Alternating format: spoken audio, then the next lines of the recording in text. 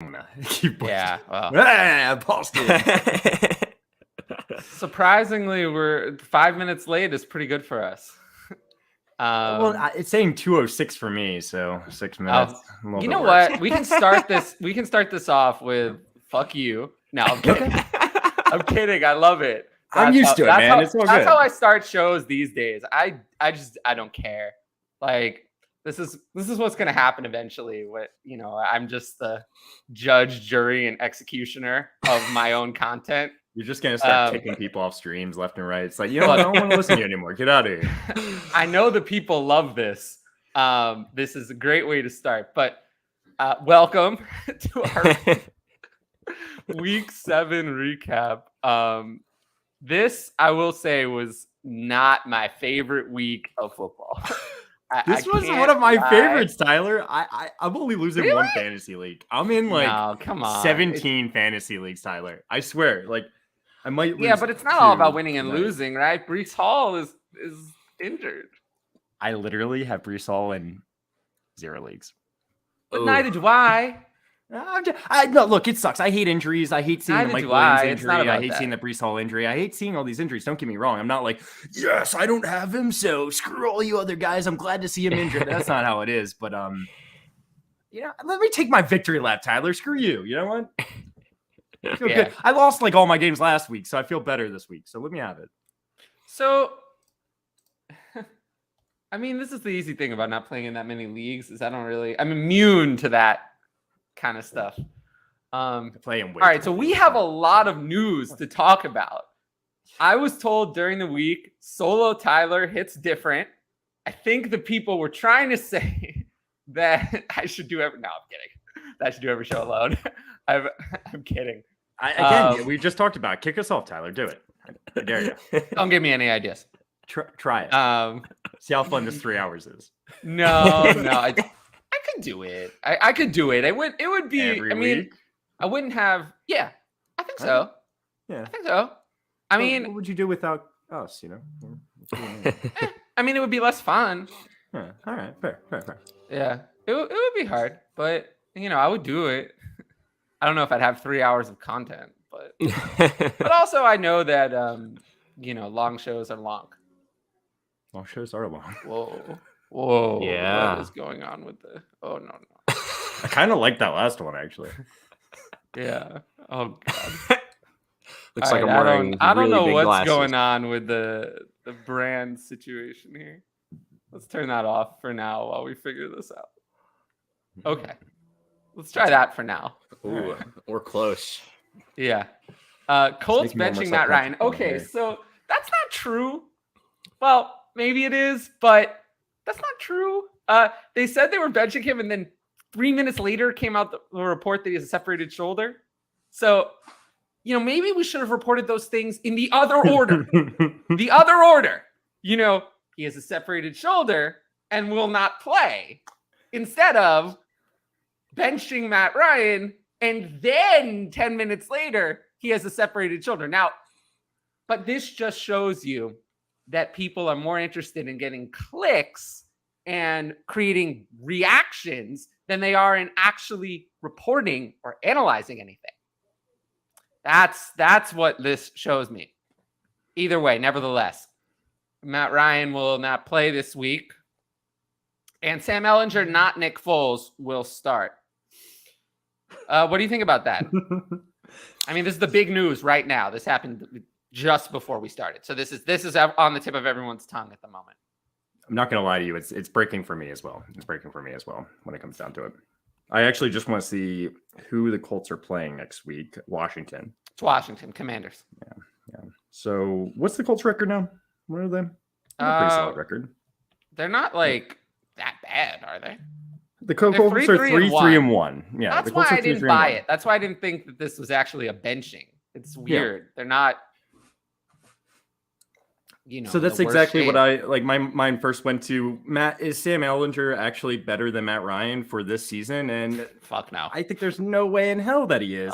If they were had one win throughout the season, maybe look towards the future. But still, they gave Matt Ryan a contract. I know he's older. I know he doesn't look like one of the best quarterbacks in the league, but he's better than anything you got, and I think they still want to win games. They're in second place in their division, and I think it's a very winnable division with Tennessee, Texans, Jaguars. Yeah, I mean, this signifies to me, at least while Ellinger is going to be starting, that they're going to go extremely run heavy like they kind of were for most of last year.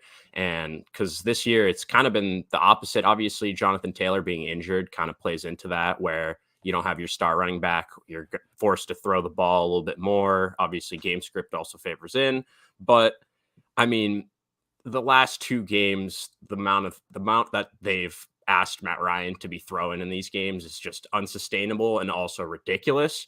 I was looking through some numbers this morning, and I mean, just a fun stat I came up with is last 2 games, Matt Ryan has more completions than Justin Fields through all 6 of his games.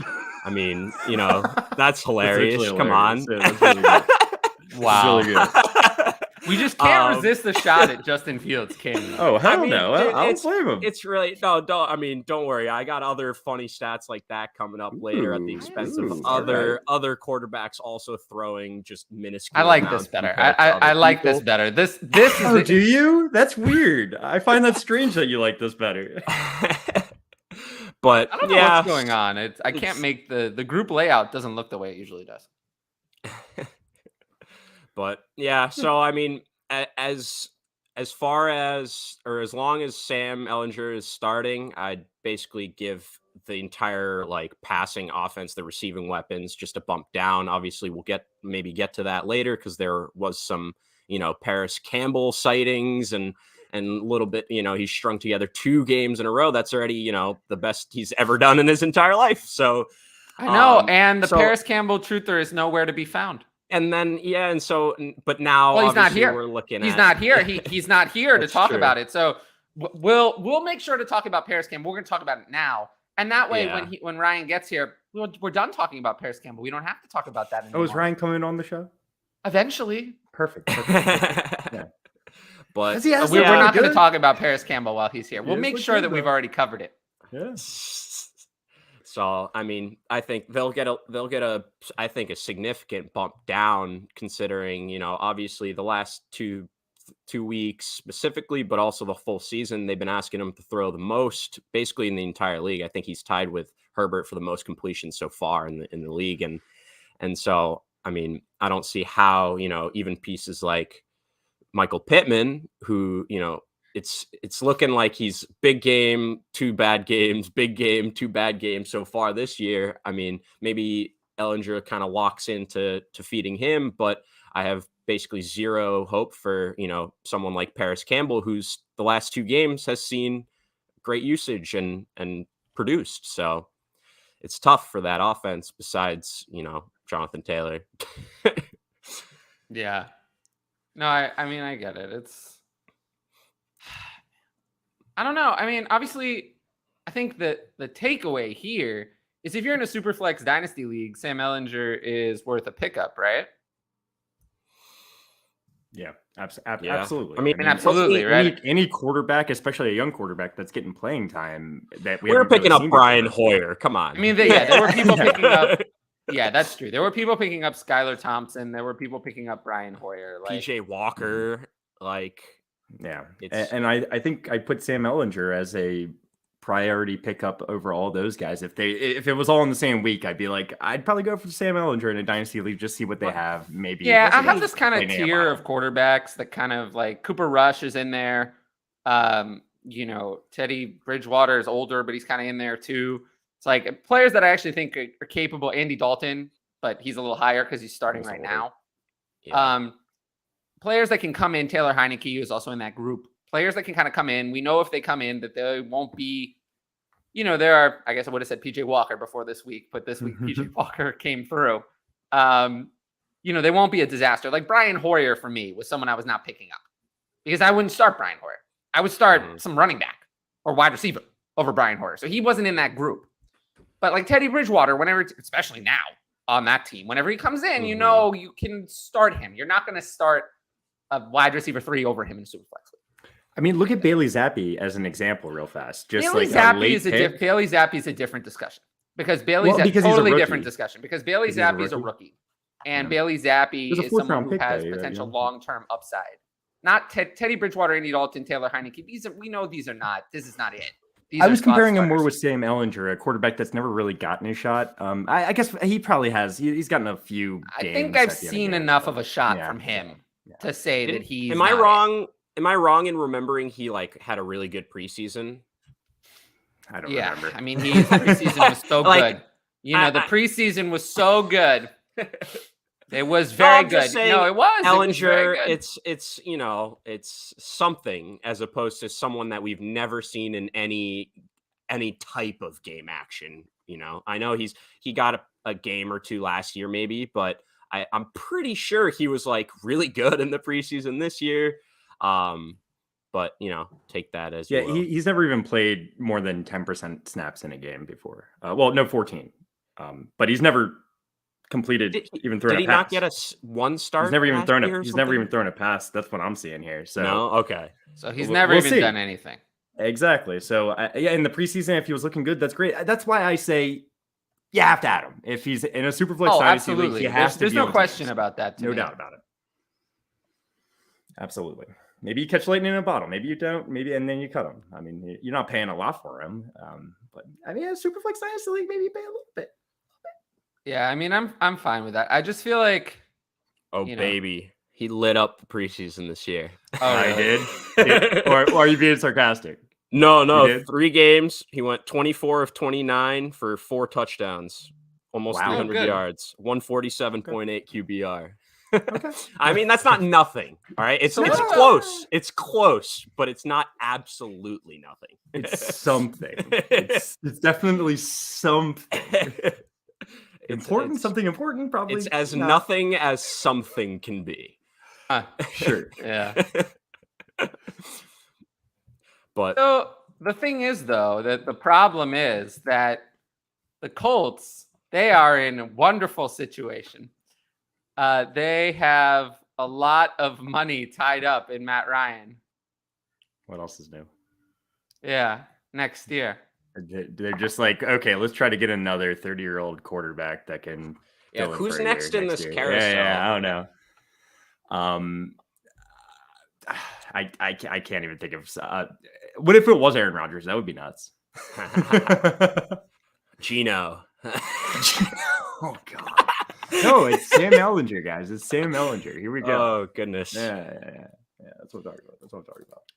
I mean, I think it's at least interesting where they brought in Nick Foles, and I was like, that's a very capable backup to bring in if Matt Ryan doesn't pan out.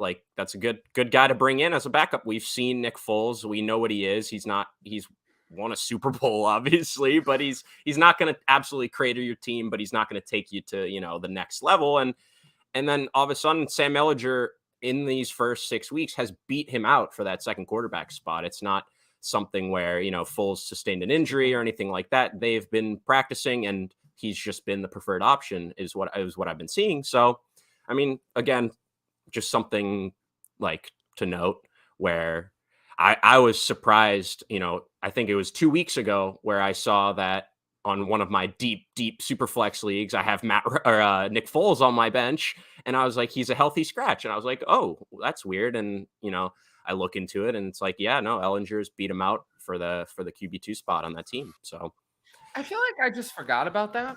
I don't know. It just went over my head. I mean, it wasn't the most newsworthy thing. Yeah. We're talking about backup quarterbacks here. I know. Yeah. Nick Foles kind of reminds me of Joe Flacco, though. Well, it's a shoulder injury, so no.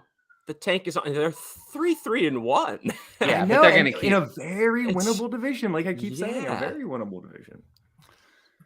They play the Commanders this week. They could easily win. They could definitely be above 500. I think they'll beat the Commanders. We'll see. We'll see. Commanders just beat the Packers. Packers are also out here losing to everyone. So that's true. What are they? They're probably worse. They're probably. Don't you think this is an elite comment? Yeah, no. Actually, I read that earlier, and it made me giggle a little bit, to be honest. So I was like, good one. Yeah. That's what I do every year. So you just need to just pick the guy that scores the most amount of points on your team and put him in your starting lineup. Oh, exactly. Every single week. It is. It's a really easy game, honestly. Like, I'm glad you finally figured it out. We already knew that. Not to. Yeah, it could not be easier, you know? Toronto, Dave, you're the man. Thanks for the super chat, by the way. I feel like we haven't had one in a few weeks, so I appreciate it. It's always a good way to donate for the channel. You're so super. Appreciate you, Toronto, Dave. Yeah, Dave's the man. In a 16-team full PPR league, current running backs are CMC, Saquon, Kareem Hunt, Hines, Madison, and mustaching Elijah Mitchell. Since CMC's trade, seems like I've got 3 handcuff running backs. Any recommendations on who to drop and try to pick up off waivers? Well, yeah. I mean, to be honest with you, Hines and Madison and Mitchell can all go, depending on who's there, though. I mean, none of them are must drops. Mitchell, I would say, I mean, for the rest of the season in redraft, how would you order those 3? I think I would have it. It's tough. I think I would have it Madison, Hines, Mitchell. Mitchell being Mitchell, I just think is useless because we don't even know when Mitchell's going to come back. He's a handcuff at best who is coming back who knows when. Yeah, so like for Madison, like we think he'll be the guy if Dalvin Cook were to get injured. So, I'm very confident. Yeah. And Hines, we're not so sure about that, and it's a little bit more of a sketchy situation. Yeah, Hines is more like Mitchell. If JT went down, Hines goes from being running back 40 something to running back 20 in PPR. In PPR. Yeah. Whereas if Cook goes down, Madison goes from being running back 40 something to running back 10. It's a lot more value. It was promising kind of to see someone like Deion Jackson go in there and the way he put up his points where I mean, it'd be hard to say that it wouldn't be Hines in that like role if he were healthy. But make an argument that Deion Jackson is just like the runner, maybe. I don't know. I lean towards he Hines. Is good. I don't want to. But I just imagine that if both of those guys are healthy, like Deion isn't catching whatever he. I agree. 10 catches or something. But whatever maybe more carries than Hines. Maybe. Oh, I mean, no, I absolutely think like it's one of those things where I think I agree with Madison, Hines, and Elijah Mitchell, because if the starter goes down in Hines and Madison's respective backfields, it's Madison we've seen basically get more work than Dalvin even gets on a regular basis when Dalvin is out. And then it's with Hines, we see him, maybe like a little bit increased usage in the passing game, but it's not like Hines is ever going to turn into a 15 plus carry guy on a consistent basis. That's just not his role. And that's just not the type of player he is. And that's not to say like, yes, if JT goes down and Hines is fully healthy, like he definitely gets a big bump, but not as much of, Madison. We're looking at an RB1 essentially if Dalvin goes down. I think Hines, it's hard to see him get higher than like mid RB2 or something. The tough part this guy's in is a 16-team league, and like he's asking for advice on who maybe he could pick up, and in there's a 16-team league. There. I mean, I'll say Gus Edwards. There's no way he's available. He's not there. He's not there. Like I'd prefer to have Gus Edwards maybe ahead of Kareem Hunt, even to be honest with you. I'd rather have Gus Edwards than not over Kareem Hunt because Kareem Hunt is on the trade block. That okay, that's fair enough. That's fair enough. Gus but Edwards, in his current situation, I think I'd rather have Gus Edwards over Kareem Hunt. No, I still wouldn't because Gus Edwards is. I mean, honestly, like how high did I have J.K. Dobbins? I'm not sure I would have rather had J.K. Dobbins over Kareem Hunt if J.K. Dobbins was playing this role, and it's still the same problem. Gus Edwards is actually worse than J.K. Dobbins in the passing game, significantly worse. But no Ravens running back is going to be heavily involved in the passing game, and Gus Edwards is, I think, a little bit more guaranteed for goal line work. Even though Lamar Jackson is a problem in that regard, where he's going to have touchdowns at the goal line too. But yeah, there are just so many problems. Banger, I think Gus Edwards is something the Ravens need right now. I'm a Ravens fan. It's just like they haven't had a running back that can just like go forward and generate some yards on his own this whole season. And Gus Edwards is that guy, and I think it's. I mean, Kenyon Drake looked abysmal abysmal. He's never been carries that for guy. 5 yards. Abysmal. He's never terrible. been that guy where like he can carry a guy on his back and get an extra couple of yards, right? Gus Edwards is that guy. So that's why I don't know. Whatever. Kareem Hunt was also bad. Yeah. He scored a touchdown, I think. I went to the game on Sunday, the Browns-Ravens game. Kareem Hunt, I feel like could use a change of scenery. Yeah. How about oh, absolutely. Definitely. If he goes anywhere else, he's more valuable. How about the Rams? The Rams would be a good scenery, I think, for him. I love the Browns rushing attack, but the Jets. Thank God. I was about to say Nick Chubb is their guy. You think the Jets, though, are pushing their chips in on rentals? They shouldn't, but in terms of like trying to get someone that's like a similar replacement kind of like play style to Breece Hall, I'd say Kareem Hunt kind of fits that bill. Obviously not as explosive, but they are kind of like, both can kind of do it all in both phases of the game, and strong runners, and like and obviously can catch passes, protect, stuff like that. So but I agree where I don't think they should like be pushing chips, and like they shouldn't be trading a bunch of their assets or future away to get Kareem Hunt to continue their push this year. Like I agree with that part for sure. But it's interesting because obviously they did lose Breece, and he was like, their offense. And Michael Carter, we all know he's good. He's solid when he's gotten the work. He's been able to produce in terms of like, a fantasy standpoint. But I don't think the team with where they are now wants to really go forward with just Michael Carter as just that lead guy and kind of having him. No, we know they don't want to do that. Yeah. So it's interesting. I feel like they'll bring someone in like maybe it's just some guy off the street that we kind of forgot about, or maybe it's, one of these guys that's on the trade block. Maybe it's Cam Akers. Who knows? Cam Akers. I mean, we know that the Rams tried to trade Cam Akers. I mean, now they're like kind of pulling back, saying like maybe he'll be back on the team. We couldn't find anyone to trade him to, so maybe. Well, they tried to trade him to the Panthers in the Christian McCaffrey deal. About Akers and some picks for Elijah Moore. I don't think the Jets want to get rid of him. No, they don't. They need him now more than ever, maybe. Yeah.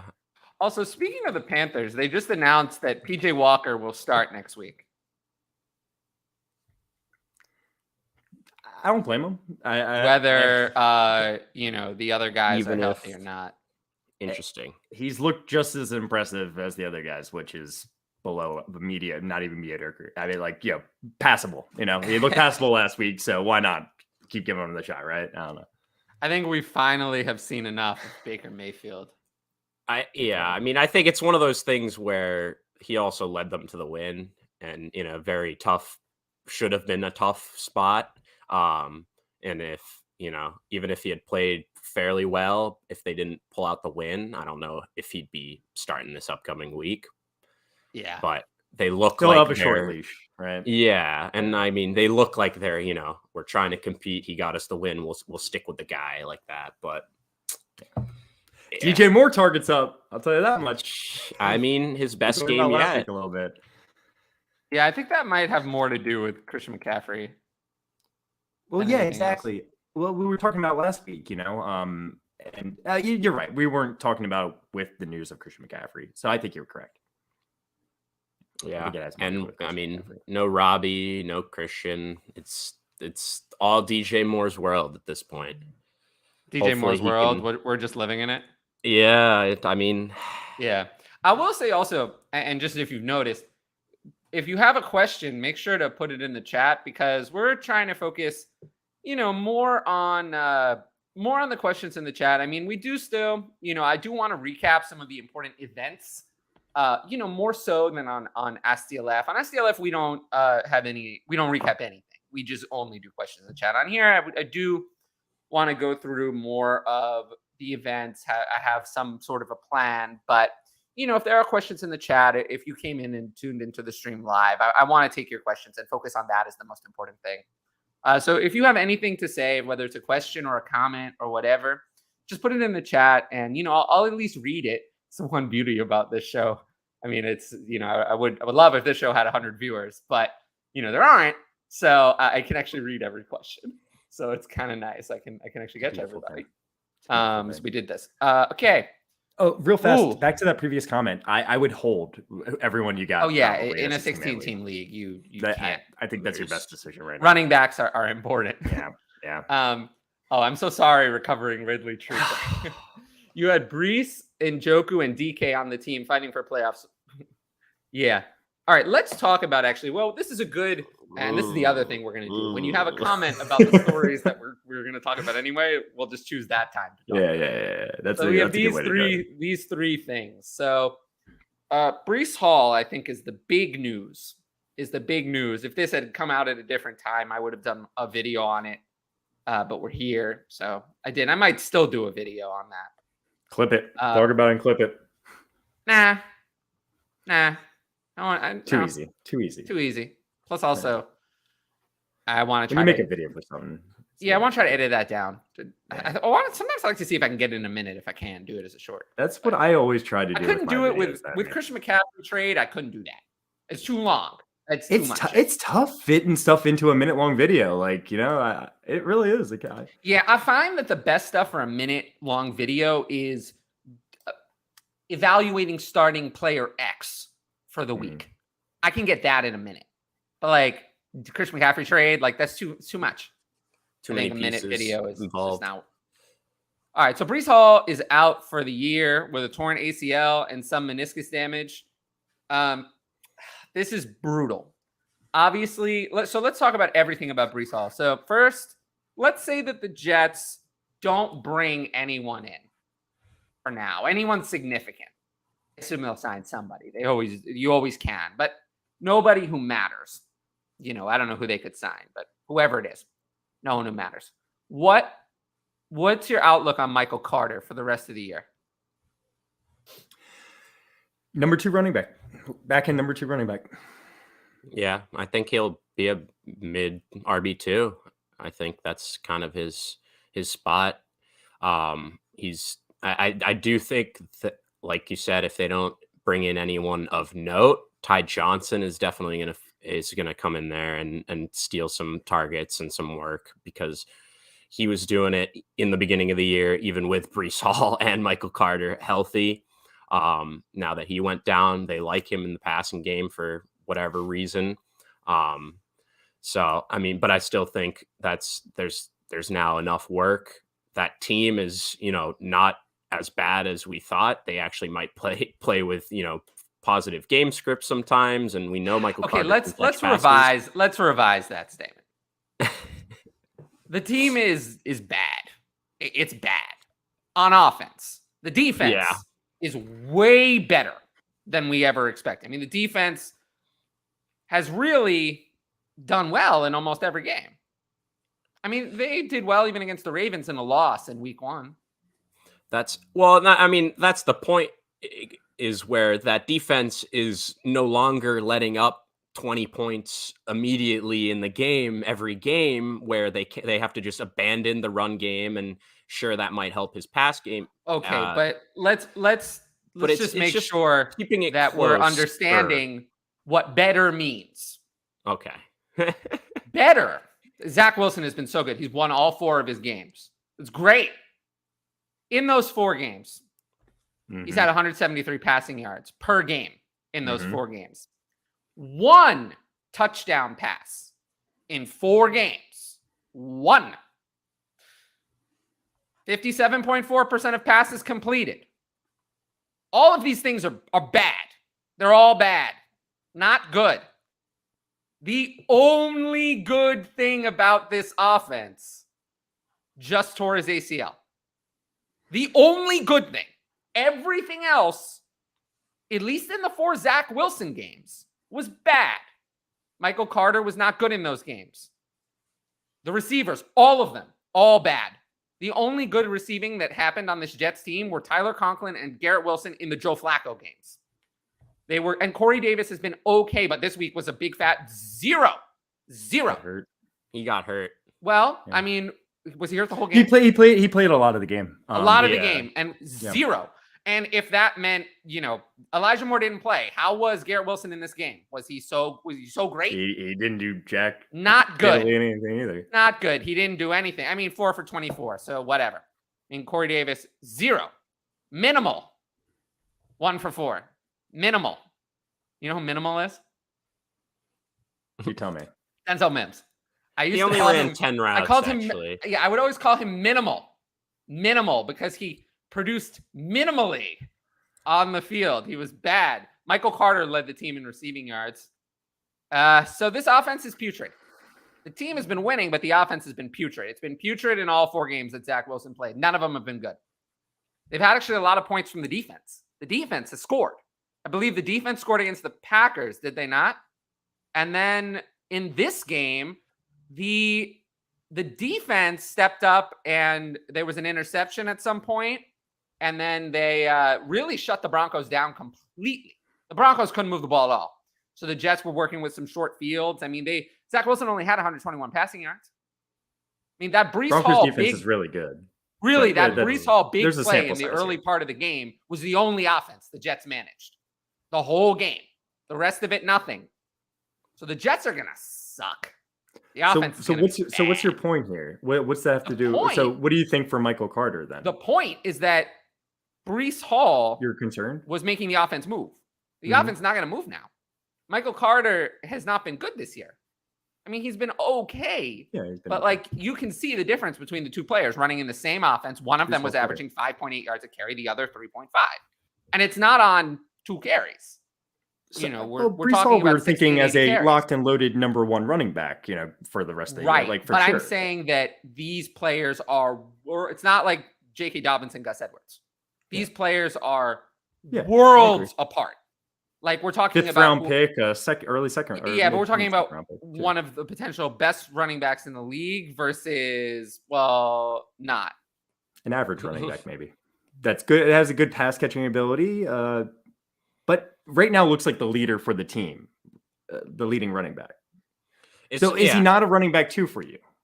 Yeah, I think that's where it comes down to, because I agree. He has to be based on volume, right? Yeah, exactly. That's what I'm saying. Like, obviously, Breece had the volume, but also the touchdowns were propelling him into that RB1. Where if he's not scoring a touchdown every week, he'd be a high end RB2 probably. But he was, but he was breaking one, maybe even 2, like every single week. And so now we're looking at Michael Carter. Yes, he doesn't have that explosive, that ability that Breece Hall does. He's not going to score as many touchdowns just as a result, because it's not like they're down on the goal line and that's how Breece Hall was punching them in. No, it was 60-yard runs, 45-yard runs. Exactly. It was explosive like plays. So he's not going to have the touchdowns, but I do still think he's going to get like a very good amount of that volume just as a whole in that backfield, where I know I said, Ty Johnson might come in, but I still think he's like, Michael Carter's getting 65% plus. I think a good way to see it is that Michael Carter is going to play the role that Breece Hall was playing over the last couple of weeks.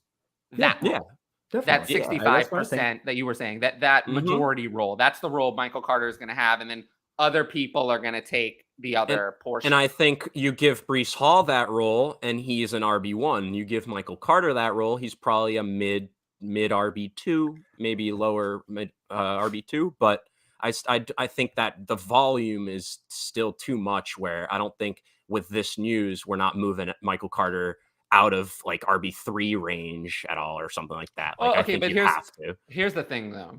In Dynasty, I would say now is a good opportunity to move on from Michael Carter, because I don't believe in him.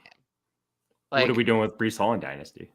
That's a different conversation. But yeah, I know. The easier conversation is Michael Carter.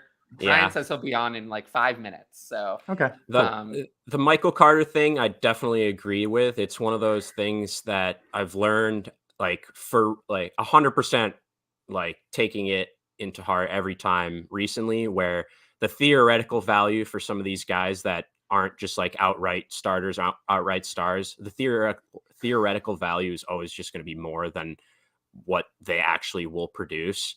Like if someone actually believes, Michael Carter stepping into this exact role Breece has had, and he's basically going to produce like Breece, like someone people might believe that. They look at the Jets. They've been winning. Maybe a Brees light, I think some people. Exactly. Yeah. No one thinks he's as good, but like, look at that role. Look at what he's been doing. Look at the team winning, and it's like, so I think right there, like you can make a case for more value for him than he will ever, even if he just like starts going off and he plays very well. Like, you're never gonna get as much value as you kind of do now.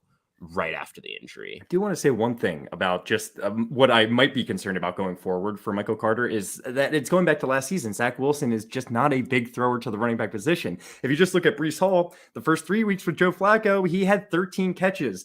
The last 4 weeks with Zach Wilson, he's had 6 catches.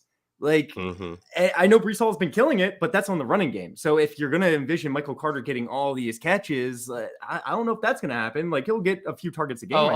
I have more news, by the way. Hit us. Coach Frank Reich says that the move is for Sam to be the starter for the rest of the season. Sam Ellinger. Wow. What? He said that? Yes, the report. So maybe it is a benching. Well, it is. Yeah. So now it is a benching. So this has been reported very oddly. Holy First it was crap. a benching, then it was because of the injury. Now it's a benching again. But it says right here on ESPN.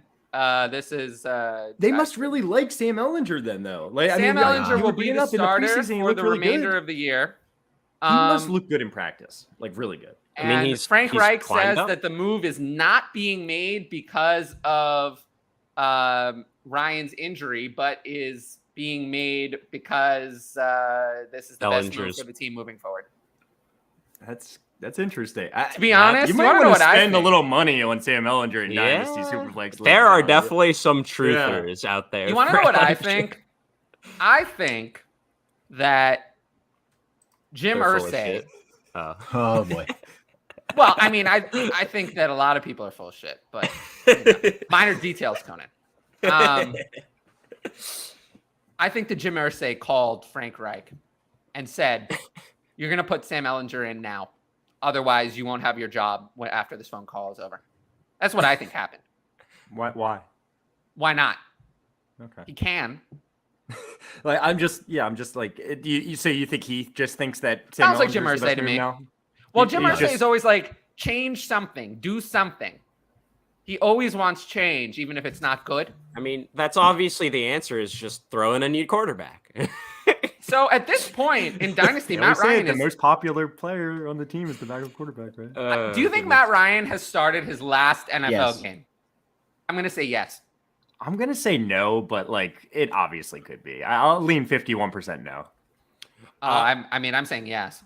I heard you. I'm saying not his last game started, but his last stint as a starter, like brought in as a starter. Like, I do think if he wants to play, he'll still be able to play, like, and be a backup probably for a few years. But I don't think any team after what we've seen this year is going to be like, okay, Matt Ryan, we'll give you the keys to our offense. Let's see how it goes. Like, as their start, like that's not happening again. And obviously we were already curious and like seeing how it went with the Colts doing that and with his age and, you know, how he played last year.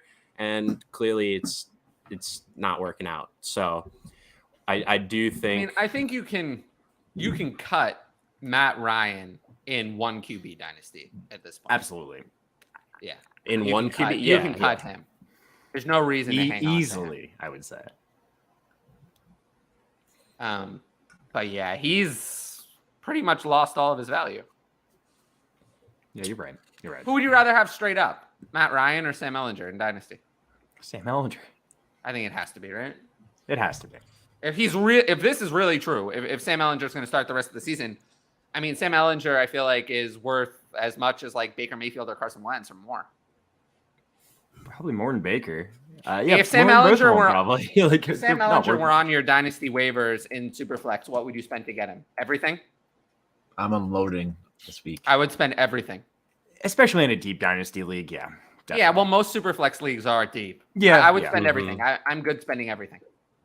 Yeah, me too. I don't think there's going to be another opportunity like this on waivers. There's very few in deep Dynasty leagues. In deep Superflex Dynasty, what opportunity is going to come along later That's especially with just such a like massive vote of confidence from the coaching staff. It's like obviously you see guys getting pulled and being like, okay, we're gonna go with this guy, and like, but it's not like you don't just see every new guy come in being like, yeah, the plan is he's gonna go ahead. Like that happened with Pickett this year so far. It's like, yeah, he's gonna Pickett was a first round pick, and exactly where it's like, yeah, like we expect that once Mitch was out, it's like it's the Pickett show. But I like will someone say, like though, this, it is a very curious situation. I will say, and I'll take this question down for a sec because we're not really talking about that. And we'll talk about Breece Hall in a second, Ryan. Don't worry. I saved it for you. I'm so sad. I lost so much money. Unfortunately, Ryan, there is something very important I have to tell you. We already concluded our discussion about Paris Campbell, so we won't be talking about him anymore. Don't worry. Don't worry. That one is done. We're done with that one. I started Alec Pierce in DFS yesterday thinking he'd be great, and Paris Campbell bit me again. But hey, guess what? Go Phillies, baby! Oh, don't talk to me about baseball. Is that baseball? Yeah. I barely watched any NFL yesterday. I rewatched the stuff afterwards, but so let's wait. So was there anything else to say about Sam Ehlinger? I mean, any interest in like a super flex redraft league? I know we're Dynasty a little focused here. Okay, so in a Superflex redraft league, I would say in a Scott Fishbowl format, I would say not really. Like you're risking a lot of negative by starting him. I mean, he's definitely with an ad, but maybe not blowing your load on. I would say he's definitely with an ad. Yeah, depends on the format. In Dynasty Superflex, though, everything. I would spend everything. I think this is going to be the best player that comes. One quarterback, don't freaking worry about it. One quarterback, I'm not even sure I'd add him. I mean, does it affect Michael Pittman and the weapons? I guess, Ralph. I know we can't talk about the weapons. We can't talk about Paris Campbell anymore. Yeah, I would say for now, no, because Matt Ryan was putrid anyway. Yeah, you're throwing it out. Yeah, it could help, it could hurt, but I don't think we're gonna know. Yeah. I think it's the kind of thing where I'm not moving anyone in my rankings for now. The one thing I think this does give me some hope long term is that they could be moving on from this increases. They're obviously moving on from Matt Ryan next year. Yeah. Yeah. So they could get someone better. Definitely. All right. Let's get back to the second player here. So David Njoku. David Njoku suffered a high ankle sprain that will not require surgery, but is expected to sideline him for 2 to 5 weeks. So for me, essentially, this type of injury probably means that we cannot count on David Njoku for the rest of this season. Cut him. A high ankle sprain now, 2 to 5 weeks is going to be it's not a quarterback. For a tight end, is going to be 5 weeks. He's not coming back in 2 weeks. He was in a walking boot and crutches after the game. Yeah, he's not coming back in 2 weeks. So I think for David Njoku, you can no longer trust him for the rest of this year. But I agree. David Njoku is someone I like in Dynasty. If this is an opportunity to buy him, I would. Because he's looked good all year with Brissett. Yeah. And Watson is coming in. So he's someone I've been very impressed with his play this year. And this is an opportunity, which I'm fine taking. I got a question, a personal league question. So he's been my starting tight end, right? In my keeper league. Do you think he's worth hanging on to with the prospect that how many keepers? I think just 2, but I don't really know. I don't like the prospect of any of my other guys delivering like that much value. But you're not going to keep David Njoku in a 2-keeper league, and so essentially from his perspective, it's redraft. And then, are you going to wait on David Njoku to come back? You're going to hold him? I mean, how many roster spots do you have? Who are you dropping him for? Yeah, I mean, it's really tough. I just picked up Bellinger as my second tight end just in case. And he just got hurt too. Both of them are now. Bellinger's out for even longer. Well, he got poked in the eye, right? Yeah, he's gonna have surgery on that injury, bloody and so he's gonna be out immediately. He's gonna be out for even longer than Njoku. Yeah, so I am now in the market for a tight end in that league. I feel bad for Daniel Bellinger, by the way, but I think he's someone who has a bright future. I agree. Not as bright as Greg Dulcich, though. Greg Dulcich is the rookie tight end. I've always loved Greg Dulcich. Me too. I love Me that too. guy. I've always loved him. Weird Al. He just looks like a rock star. He just does. It's like Weird Al. He's someone I couldn't be more in on. I mean, he's been I'm doing a video. I'm making a video today, or probably be out tomorrow. It's like my rookie highlight of the week. I'm getting very close to preferring Greg Dulcich over Trey McBride in Dynasty. I would. Trey McBride is like coming on so slowly. Yeah. It's tough with this position. It's like it's of all positions, tight end is one of those ones that might take 2 full seasons, and you still might have a guy.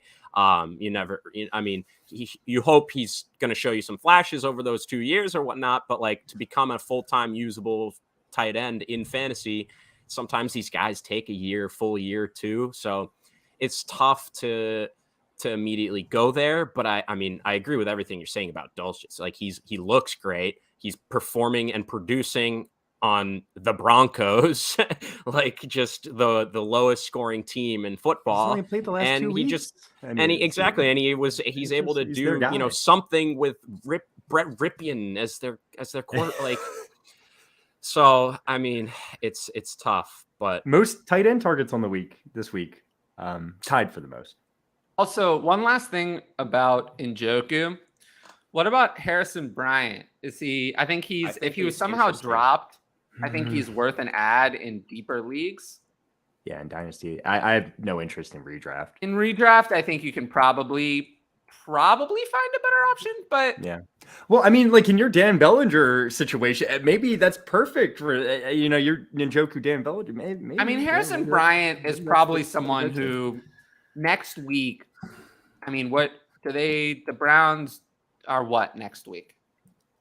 I am not. They are playing does next week? They are playing the Bengals. The Bengals on prime time. Okay, so yeah, I think I would. I mean, I'm not going to play Harrison Bryant in the first week without David Njoku, but I'm probably going to rank Harrison Bryant probably around 20. Yeah. I think he's honestly a little bit interesting. Like we know that team actually likes him to the point. I mean, there was a period of time where he was ahead of Njoku. Mm-hmm. And when they had when they paid all this money to bring in Austin Hooper, they made it a point that they had to get Harrison Bryant on the field, like more than Njoku as well, and have all those guys on. And obviously recently Njoku's taken that top tight end spot. He's running the most routes. He's really involved. And also remember that was Stefanski. That was Stefanski's first year, 2020. This same coach was the one who had Bryant ahead of Njoku. Now he's clearly changed his mind, but that was the same head coach. At some point, they like him. Preferred Harrison Bryant. I think you guys are right. Yeah, I think he'll be in the teens ranked. He should be added in any dynasty league where he's not. Yeah. But yeah, I'm going to need to see a week before actually playing him. I think it's playing him next week. I think is a little too risky. It's tricky. Yeah. I was going to say. I mean, I do need to see him do it. It's one of those spots where, after you watch him this week, I'm not going to trust him to, to start anywhere. But then they have the bye, and then when they come back after that, I mean, you never know. He might. Well, he might. My big concern with him is he really hasn't done anything all year, and he's been being used a lot as a blocker. And my big concern with him is that with Njoku out, the offense kind of changes. They go to more 11. Get David Bell involved. Does Kareem more. Hunt get more involved? Not Kareem Hunt. I think Kareem Hunt. They're phasing Kareem Hunt out. Okay. Kareem Hunt's getting less and less involved. But you said he's on the trade block. They might want to highlight him before the bye week, before the trade deadline. I think if Kareem Hunt is traded, he's traded before the next game is even played. Okay, fair enough. To be honest with you, I think that plays November 1st is the trade deadline. I think. Yeah, but I think if they're 2-5 now. I think if he's traded, he's moved right now. Yeah, that's fine. I think he's moved right now. I don't think that they wait. He's probably not going to gain a lot of value even with a good game. And they're phasing him out. I think Kareem Hunt is not someone you need to showcase. I think people know Kareem Hunt is good and can help. Panthers showcased CMC before they traded him. Yeah, but CMC's a little different. But I get it. I would just say that it could mean that David Bell could get more involved and that they kind of redo the offense. You can see that. To focus more on 11 personnel, getting Bell in there more, which could mean that Bryant is more focused as a blocker. So that's why I need to see him get 6 That's targets. going to work a lot better when Deshaun Watson is back. Yeah. The offense has been. I mean, Jacoby Brissett is a backup. He's a good, solid backup. A very good backup. Excellent backup, but he's not a starting. He's around the 40 to 45th best quarterback that you can have. Yeah, really good. So that's not a top backup. I mean, Teddy Bridgewater, I think is. Put him at 40. How about that? Yeah, they're a better backup though. Like Teddy Bridgewater, fair. Slightly better. Andy Gardner Dalton. Minshew, I would say, is better. There are better backups. Backups, I think you can actually win with. I don't think you can. I don't know if it. I don't think you can. I never have been a Jacoby Brissett fan, so I don't know why I'm If this team cannot win with Jacoby Brissett, nobody can win with Jacoby Brissett. This is a very good roster, and they're 2-2. It's a good roster. They're the Browns, man. They're the Browns. Jacoby Brissett. I think if this team had Deshaun Watson, they would be 5-2. They gave. That's what I think they'd be 5-2. The biggest contract ever, like most guaranteed money, and then they also gave 3 first-round draft picks. No, I understand that. I'm just saying that I actually think the Browns have a very good roster, and they've lost a lot of close games. They have a good defense. They've lost. Line. They have a really good running game. 4 of their 5 losses have been by 3 points or less.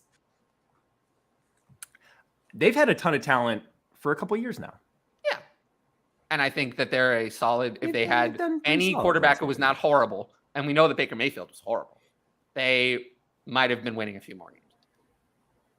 But anyway, so that's enough about Njoku. DK, I feel like there's not much to talk about in terms of Dynasty. They said the injury is not super serious. I think with DK, we're talking about, missing a maximum of, given what they've said, there's no surgery. I think we're talking about missing 0 to 2 games.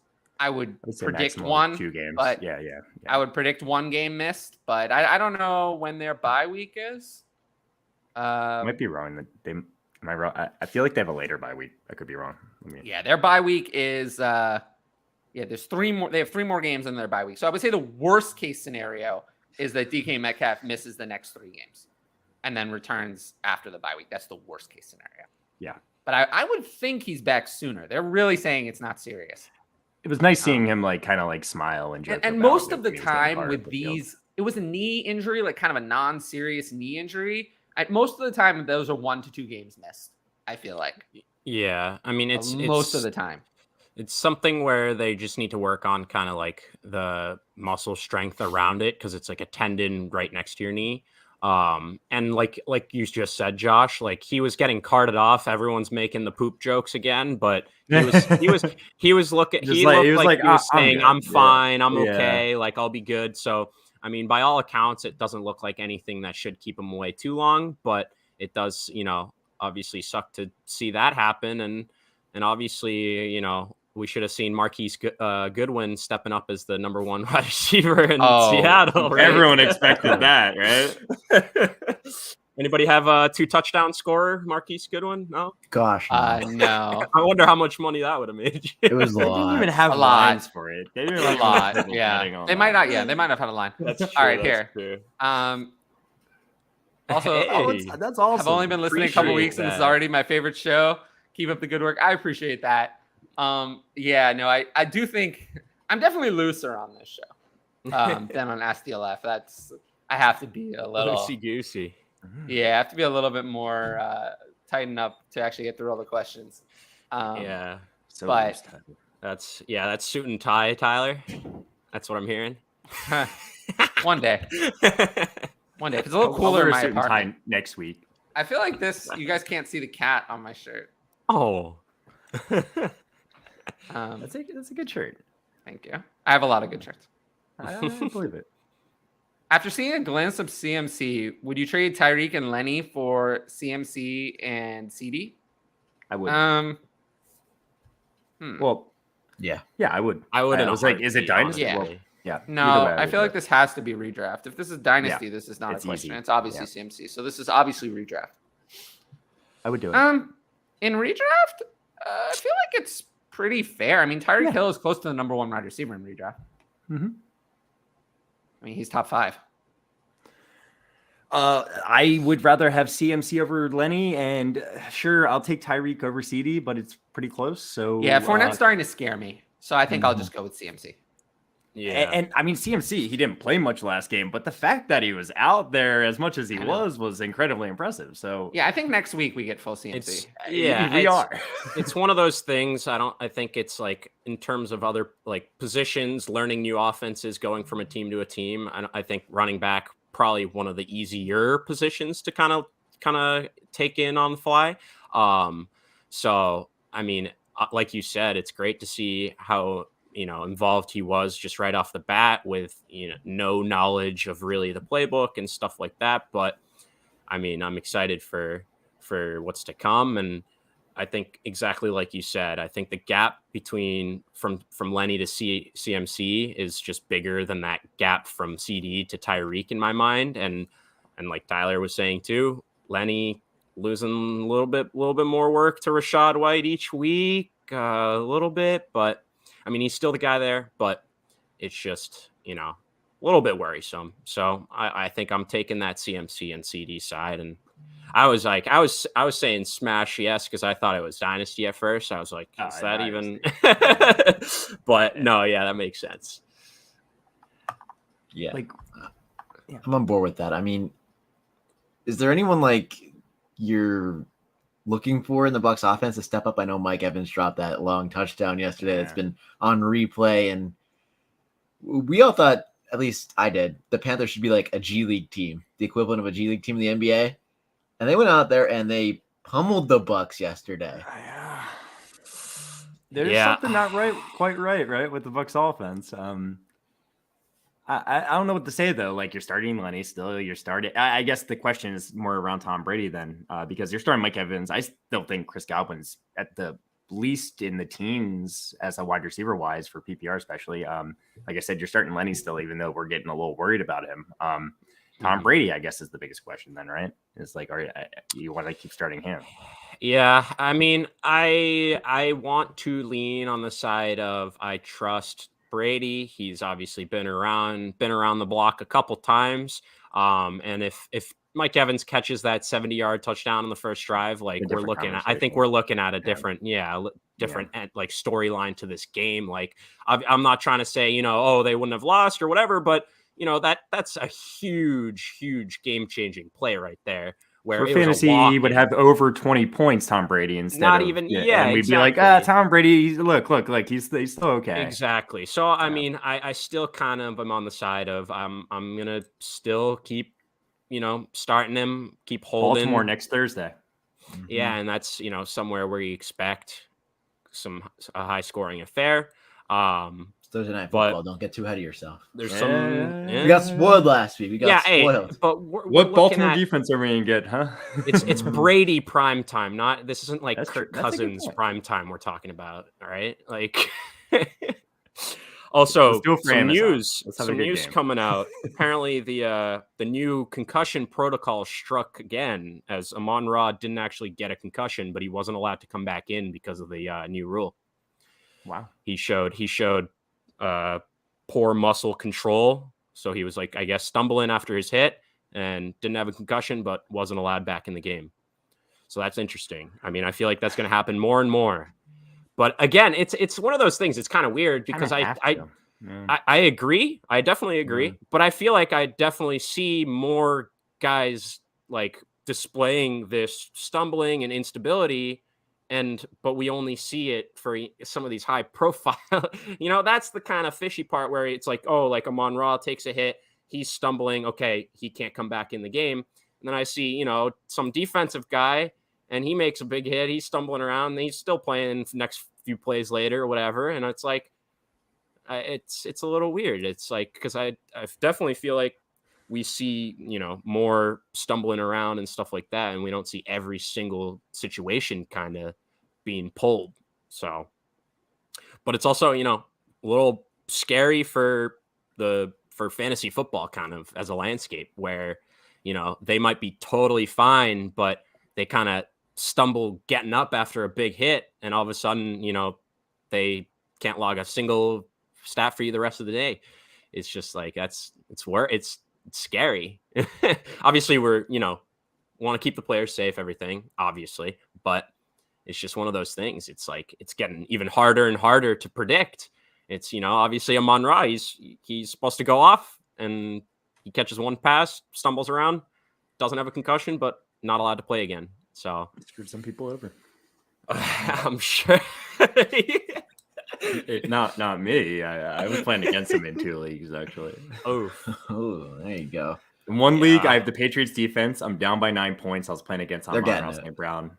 And I think they're going to get it against the Chicago. They're going to get it against Justin Fields. But Bryce asks, is there a strategy to trading for your first-round pick back, start making a playoff push, but week 7 injuries basically ruin the plan? I could speak to this because I recently just did this. Rebuild? I had a dynasty team with JT, Javonte, and Brees. And you had to go get your first-round pick back? I had to go get my first-round pick back, and I had to trade. I had to deal away George Pickens to do it. It's rough. But if you're gonna have an early first-round pick, I'm okay. I don't know if it's gonna be early, but I also had to trade Javonte with him. I got 2 seconds on top of that. I just had to do it. Didn't feel good, but that's. Some advice right here. My first advice for this would be don't tell anyone that you're kind of going for a rebuild. Maybe they won't notice, so they might not notice how valuable that pick could be. Because like you were making a playoff push, so you have probably a middling to pretty solid record, maybe. So they might, be thinking, oh, this is going to be a later first round pick. Don't tell them you're trying to rebuild now. Just try to get your pick back and then start the rebuilding process a little bit more. And, yeah, that would be my first piece of advice for sure. I want to add that team that I had also had Elijah Moore, Marquise Brown, and Michael Thomas. Oh God. So like, that's screwed. 2023 it is. But yeah, I agree with you here. I mean, if they don't notice it, if they're a less diligent owner, I feel like you could try to get it back, or manager. We're done with that other term. But yeah, I mean, try. It's going to be expensive. It was expensive for me, so. It's probably gonna be. I mean, you kind of have to like understand where you think you are going to finish the season. Is your team really that bad? Are you going to start selling off pieces? Are you going to start selling off big pieces that are scoring points for you, so you actually have a better chance at that, number 1 overall or early draft pick? And if you're going to be doing that, then it's very important to get your first round pick back out, obviously. But don't start doing that until you do get it back. It feels a little late though. I know. I know he said week 7 injuries ruined it, but. If you're looking, if someone's looking at your team, you're 2-5. Like, yeah, if you're 2-5, you're screwed. You're cooked. Yeah, it's gonna be tough to get that first. I mean, if they were 2-4, were they starting to make a playoff push? Yeah, that's what I'm. Yeah, that's what I'm thinking. If before this week, so I'm assuming they were at least 3. I mean, I'd say at least 3-3. I'm assuming, right? So 3-4 now, maybe 3-3 with like a 2-game win streak or something like that. Yeah, so like a good team that was like looking like it was like coming all together and got torn apart. Yeah, it's tough. I mean, you're kind of hoping that you can. The guy you traded your first to is a contender now, maybe, and you're like you can really play on that and maybe try to give him something that's really going to help this year to kind of get that pick back. I think that's kind of. This is why I don't trade my first away until the last minute. I made that mistake once, and I rectified it. So, I don't know. Just do it. Make sure you do it. Yeah. 423 first. That's the game plan. Question for Tyler. Oh, well, at least Tyler's back to answer it. I should just start talking about myself in the third person. Tyler this, Tyler that. Tyler thinks this is a good move. Could you imagine if Tyler likey? Hey, I have a mute button, Conan. That would be funny though. Yeah, no. Tyler will arrive on the show at his earliest convenience. Tyler will answer questions. Oh man.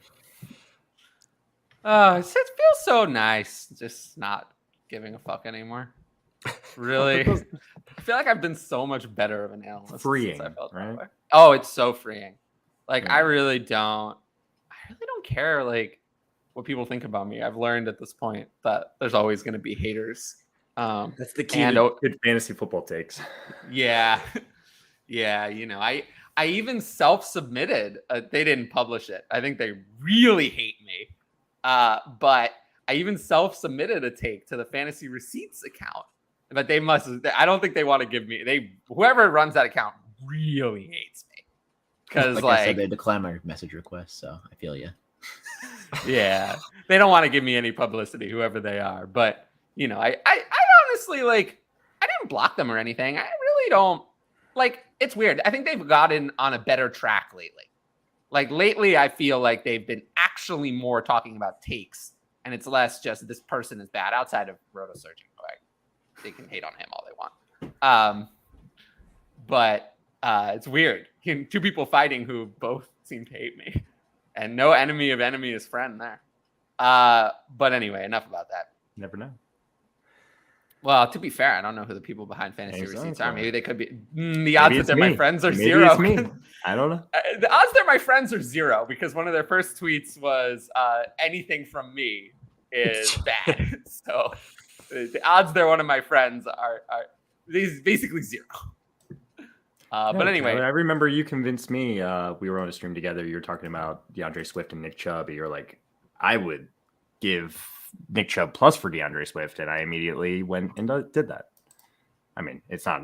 I'm not loving it right now, but I know it doesn't sound as good as I originally meant it to sound. But in a dynasty league, I'd much rather have DeAndre Swift than Nick Chubb. Okay.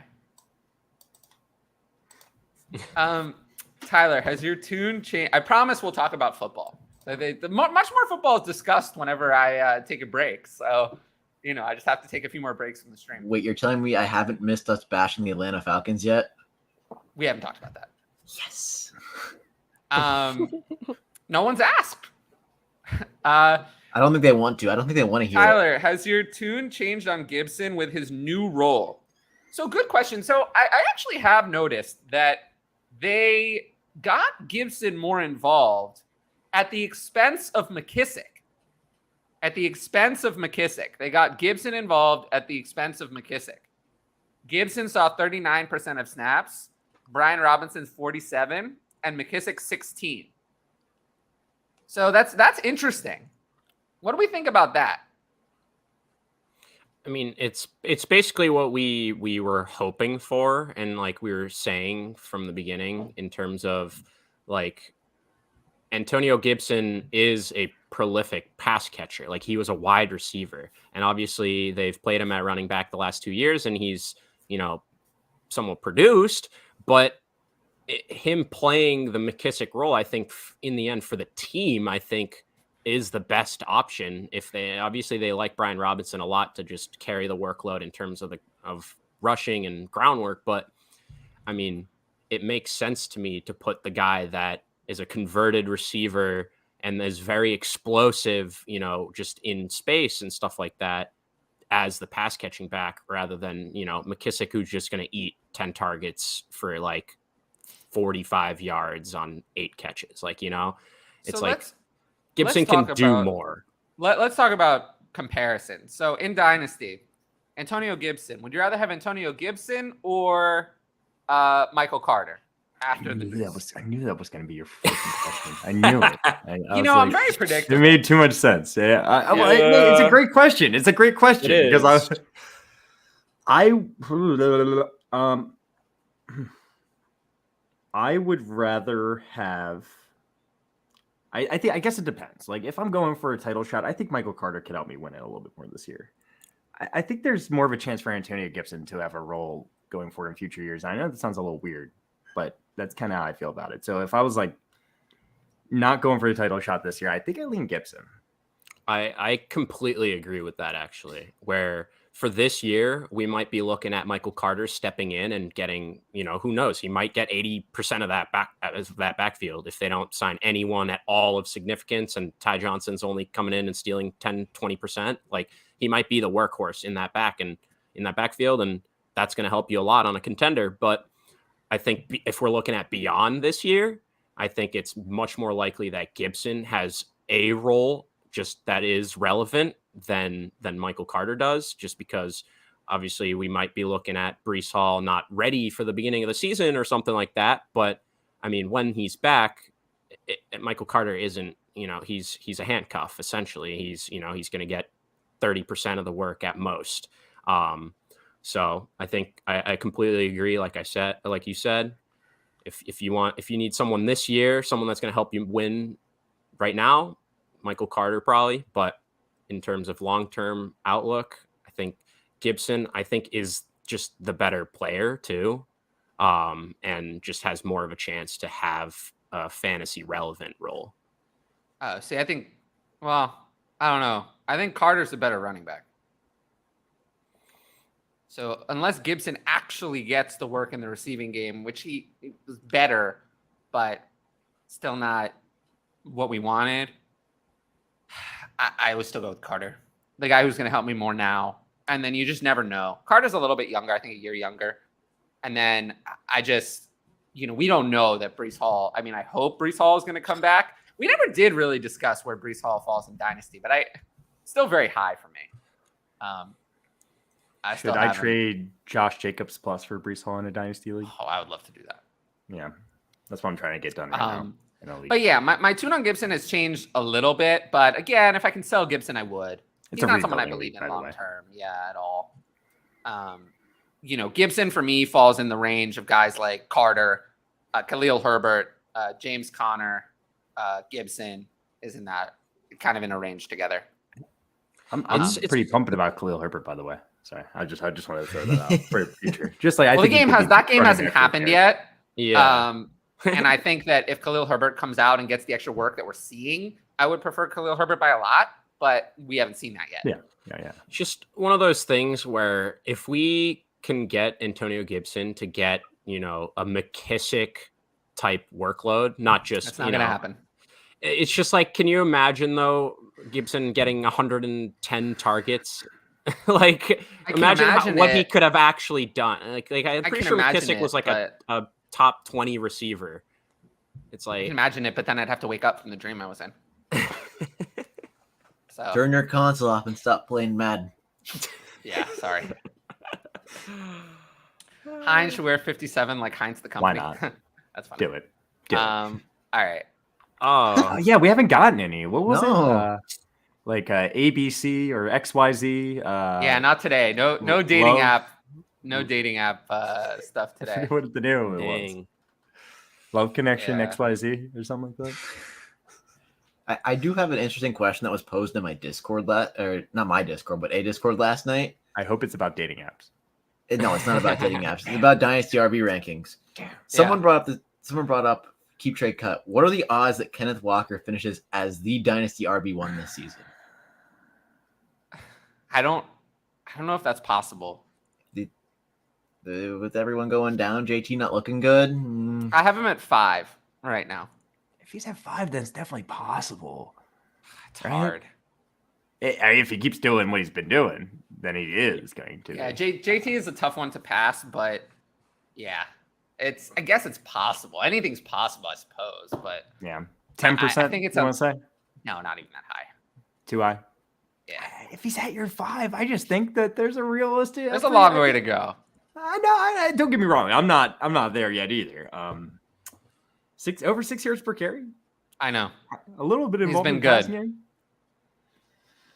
He just passes the eye test by all accounts. I agree with you. Yeah.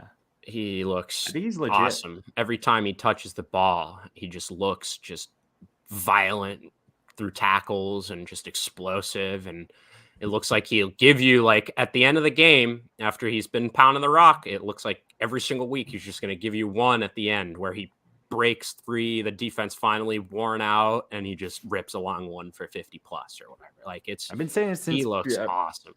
Before the NFL draft, actually, Walker was my preferred pure running back over Breece Hall. Like, Breece Hall, better pass catcher and everything, but I just preferred. He was my favorite running back. I don't know about that. Pure running back, let him run. That's fine. I'm just saying what I believe. All look pretty good. I've been saying that since prior to the NFL draft. Still smashing any 23 first for DJ Moore. Yes, I am. I don't think PJ Walker is the solution. So yes, this is your opportunity to get out, though. He gave you it. I agree with you. I was never that desperate to get out. I mean, if I wasn't getting a first, I wasn't getting out. DJ Moore was buy for me, not a sell. I still don't think you're getting a 20. I would take it, but I don't think you're getting it. I'm gonna go spam out offers later. Go for it, but I don't think you're getting it. Oh, there's another super chat. Caleb just DM'd me on Twitter. Welcome to the show, Caleb, and thanks for the super chat. It's the same as the DLF show. If you do a super chat, I'll go to the super chat. Yes. I'm fully rebuilding with 423 first and a 10-team super flex. Oh, and in case you haven't noticed, I still check my DMs from patrons during the show. So this is an incentive to be a patron like Caleb or others. The reality is that I can't get to all of my questions on Twitter, and I will have a special announcement about that coming soon, about something we're going to do about that, to maybe have a better way of handling that going forward. But yeah, my Patreon, I have never left a patron hanging on a start sit question, a trade question, ever. Never. So if you want a guaranteed answer from me, just given the following that I have, that's the only way to get it. Or super chat in the YouTube is the other way. Really any chat in the YouTube, I pretty much get to all of those. But yeah, asking it just on open Twitter, it's an incentive to turn into the YouTube show, because YouTube will always be free. You can always do a super chat if you want, but watching the YouTube will always be free. It's never going to charge you to chat in the chat. So same with SDLF. It's always going to be free to chat in the chat. You can do a super chat if you want, but you're never going to have to. So we'll always have those ways to communicate with me for free. But if you want a question answered like on demand, the Patreon is the way to go. And Caleb's always been one of my biggest supporters. He asks me a lot of questions, but I like it. They're always good questions, always tough questions, never easy. But this one might be easy. This is easy. Easy. Mm-hmm. It's easy. It is. Yeah, it's not as easy as it seems like for you two. Does it look? I think I would take. It's not easy for me. Side. I would take the package side. I think they're different. They're saying it's easy the other way. I can't decide personally. I would take the package side. I don't think this is easy at all. I'm just breaking it down. Like Amon-Ra. I mean, I'd rather have Amon-Ra over in London, and Swift, Mac, and a 23 first is a lot. I mean, I'd probably rather have Jefferson, but it's not by much, if at all. So for me, it's not easy, and I would lean the package side, the bigger package. Package. I think Mac. How many jokes about the bigger package did we get about Christian McCaffrey this week? About his package, the package of plays he was going to run for the 49ers. Jeff Bell and Jeff Greenwood. I feel like I saw like 5 tweets. And I was just loving it. They know how to do like Twitter engagement in a way I just don't know how. I'm not funny. I'm funny with my voice, but I can't type it out. I don't know how to be funny. It's just so like dry and good. I just don't know how. Someone's got to teach me that. I just don't know how to be funny on Twitter.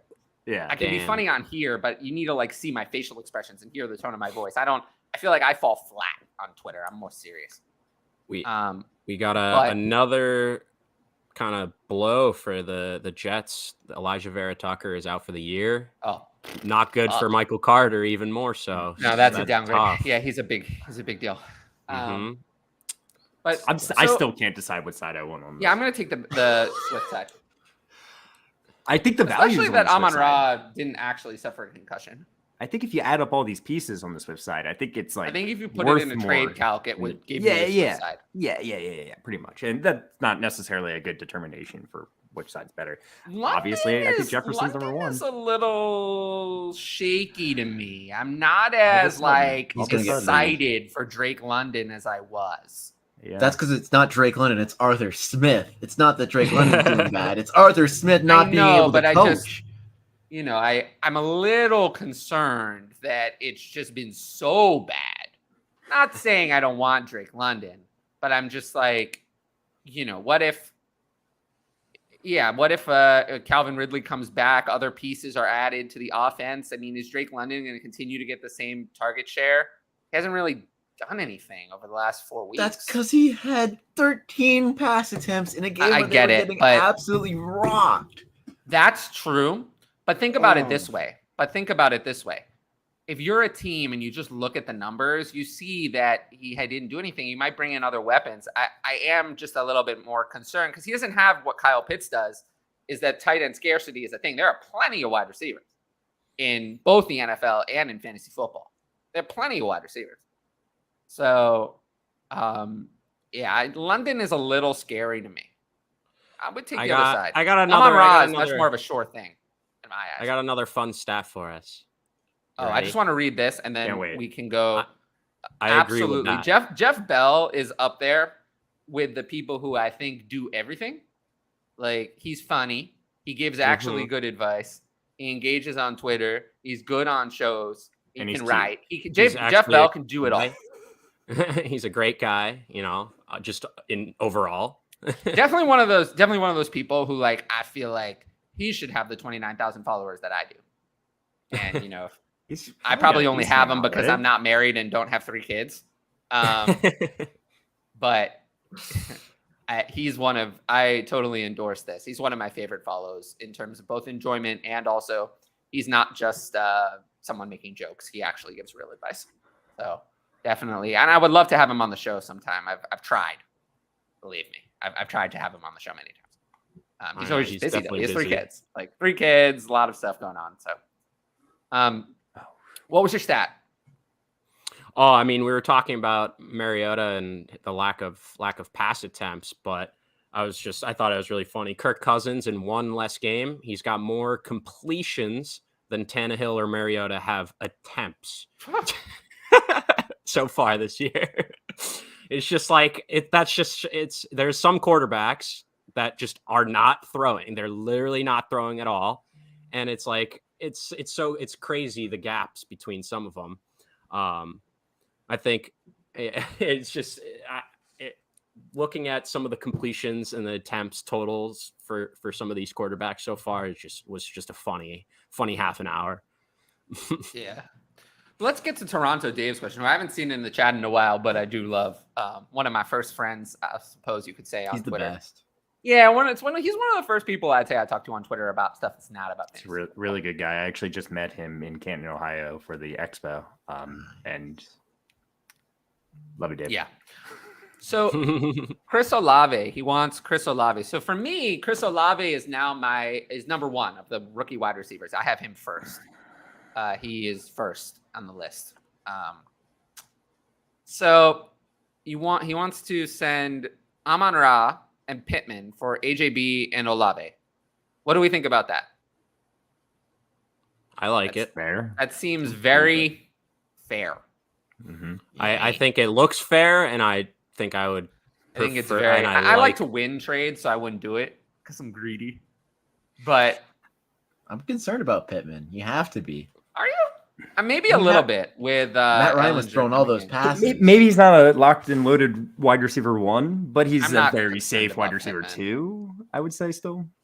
I'm not majorly downgrading him, but you got to push him down a little bit. Yeah, he's been good like this year. I don't know. He's been good, but is Sam Ehlinger going to throw the ball as much?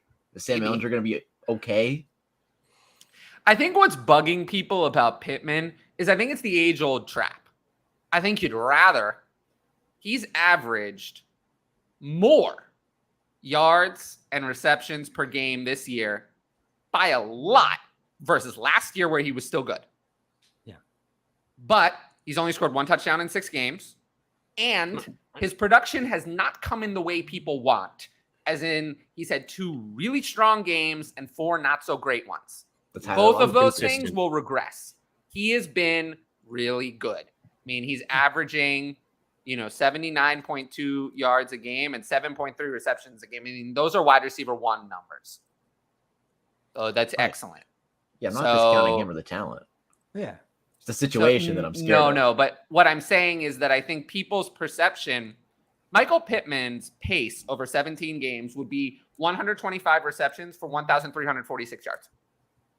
That's a wide receiver 1. And 4 touchdowns. And 2 touchdowns. 3 touchdowns. But what I'm saying is that I think because of the means of his production, and especially since it all came in 2 big games, and since he missed a week early on in the season, he's being penalized for these things. And I think that people have not realized how good his season is actually. How are you ranking these 4 wide receivers we're talking about right here? Well, the reason why it's close is because I have AJ Brown first, then Amon-Ra, then Pittman, then Olave. That in Dynasty. So that's why it's close. It's the first and the fourth versus the second and the third. Yeah, that's what it would be for me. And, to me, AJ Brown is a tier above still the others. Then Amon-Ra and Pittman are in the same tier. And then Olave is in the next tier down. So since it's right, but that's why it's so close. Exactly. Because if you look at it if you love Olave and you want to make an aggressive offer to get him, this is the one to do it. What this is telling me, since Toronto Dave himself said he didn't like Pittman, and there's some pushback about Pittman, it's telling me that Pittman is a buy. Remember that I quoted, he's on pace for, I believe, 125 receptions for 1,300 something yards. Yeah. You don't want that. This is not a player that you want. Like, I don't understand. I don't get why that is so unappealing to people, despite the fact that he's been playing with putrid quarterback play. Yeah, but for me, that sounds like a Dynasty wide receiver 1. That sounds like someone I want on my team. He's only 24. I have him at Dynasty wide receiver 9. So I'm fine with him. This is telling me that Pittman is a buy, is what this conversation is telling me.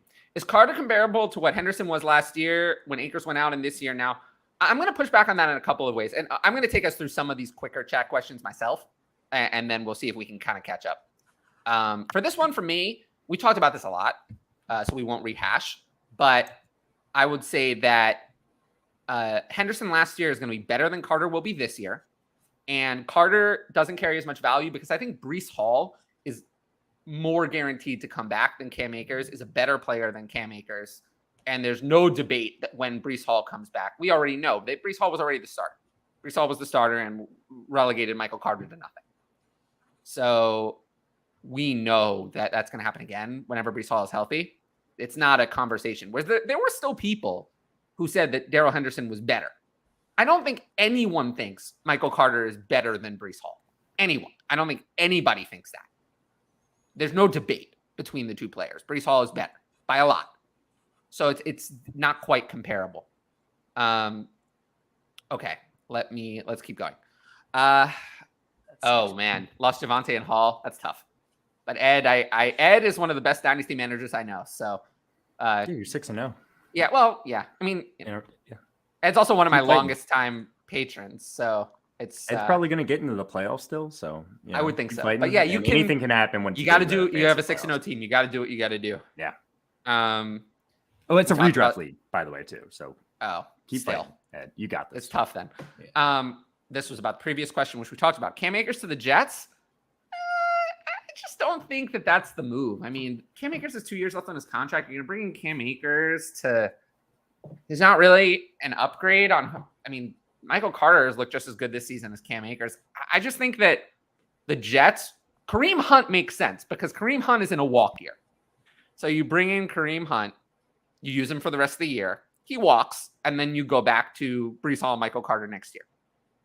Doesn't really make sense to bring in Cam Akers because then what do you do with him after that? I try to recoup his trade value. Like that's the only possible scenario. Yeah, I just don't see the Jets going for Cam Akers. I think that the team that makes the most sense for Cam Akers, I would have said the Broncos, but now they're 2-5. Probably no team that makes sense like completely to go get Cam Akers, I feel like. Yeah, I mean, the Dolphins could use a better backup to Raheem Mostert. And Raheem Mostert is made of glass. He's 30-year-old running back. Yeah. I know. 31. He's maybe. One injury away. I think the Giants still make sense. The Giants make sense. They don't have any backup to Saquon. And Saquon is probably being overworked. We said this about Christian McCaffrey in the past. You know, you probably are better off playing him on 75 to 80% of snaps. Give him a breather so he doesn't wear down. I do think Saquon is probably being overworked. So the Giants make sense. You need to have a backup. I got some breaking news. Oh, do you? Robert Saleh says Elijah Moore is back with the team. Said he hasn't talked to Moore yet today, but he's expecting him to play against the Patriots next week. This is what I always expected to happen, by the way. I expected the Jets to tell Elijah Moore that he can go fuck himself. And that, no, seriously, like that's actually what I think they told him, is that we're 5-2. We're a competing team.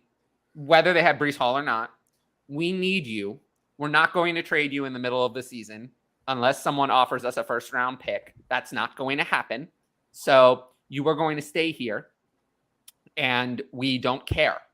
We can entertain trading you during the offseason, but you will be here for the rest of the year, whether you play or not. And if you don't play, we're going to start fining you.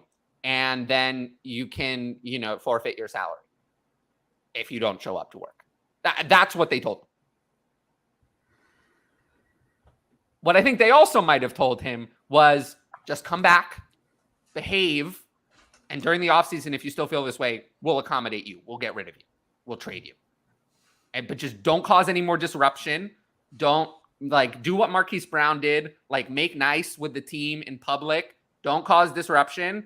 And if you do all of that and you rebuild your trade value, we will trade you. But just don't continue to, because the problem is the more you disrupt things, the more you lower your trade value, which makes it harder to trade you. That's kind of the thing. I'm always pro player. I always am pro player power, all of that. But you have to have someone who Don't be a dick. Well, you have to have someone who wants to trade for you. Yeah. You have to have a team willing to pay draft capital to trade for you. So, he's not Tyreek Hill or a level of player who can there are players who are good enough to be I'm just not going to play. There are players who have that kind of power. He does not. He is not proven enough to do that. So the Jets probably had a frank conversation with him, similar to the one that I'm having now, which is, look, we're not trading you during the season. We're not going to get enough value for you. We really like you and would like you to be around, but we would like you to be here. If you don't want to be here, just suck it up for the rest of the year. We'll try our best to get you involved. And if you still feel this way during the offseason, we will accommodate you. We will trade you when we have a chance during the offseason to replace you with someone else. We don't want to hang on to players for years who don't want to be here. Don't worry. If you still feel this way, we will trade you. That's probably the conversation they had. And I think it is what it is. It's hard to trade players during the middle of the season because you can't replace them. Winning teams don't trade players away during the middle of the season. You just don't in the NFL. It just doesn't happen. So it's not going to happen. Especially winning teams with young quarterbacks who are developing. We're not going to trade away useful players in the middle of the season.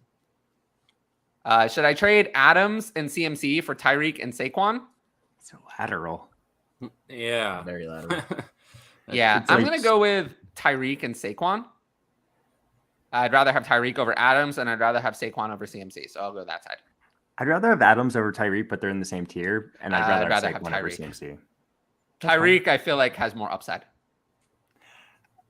Carr has been shaky, and Tua came in and looked good again. Yeah. I think Adams just has guaranteed 10 targets every single week. Tyreek had 13 this week. Yeah, no. I mean, Tyreek has had more than 10 targets in almost every game. There was 2 weeks where he had 4, 5, 6, right? I don't know. I'm just going off memory. I don't remember. He's played 7 games with a mix of quarterbacks. In 5 of the 7, he had 12 targets or more. Mm-hmm. And he's had 7 or more receptions in 6 of 7. So he's been pretty reliable. And Saquon over CMC for sure. Are you going to say that Adams and Tyreek are in different tiers? In Dynasty, they are, yeah. In Dynasty, Tyreek is a tier above for me. I mean, he's a year and a half younger. And he's with the quarterback I'd prefer. I'd prefer to have Tua over Carr. I was thinking that from a redraft perspective. In a Dynasty league, in a redraft, they're in the same I'm going Tyreek and Saquon regardless. In a redraft, these players are each in the same tier, but I prefer the Tyreek side of both players. Denzel minimal. Denzel mid. I don't think mid was really a thing I don't think that slang was invented when I started talking about Denzel minimal. It's been years that I've been talking about minimal. Tank is on in Indy, maybe. I really think, I will tell you, I think that they think whoever made this decision, I disagree with Ed on this. I agree that this is the reality, but I disagree with Ed with the idea that this is their intention. I think whoever made this decision legitimately thinks they are more likely to win with Sam Ehlinger than Matt Ryan. I think. What was Jim Irsay? So whoever made the decision. That's but what I they're think saying. Then if it's Jim Irsay, then that's how he feels. Tyler was saying that earlier. Yeah. Yeah. But I think that they legitimately think that Sam Ehlinger is a better option to win games than Matt Ryan. And if Matt Ryan has a separated shoulder, I think they're right. But I think it's interesting that they're saying it's permanent.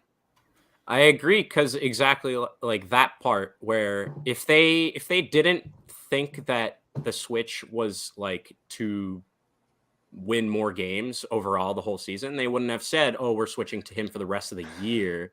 Like they could have just gotten away with, "All right, Matt Ryan's not healthy; he's not going to start this week." But like you're saying, I genuinely they don't make announcements like this unless they're very sure.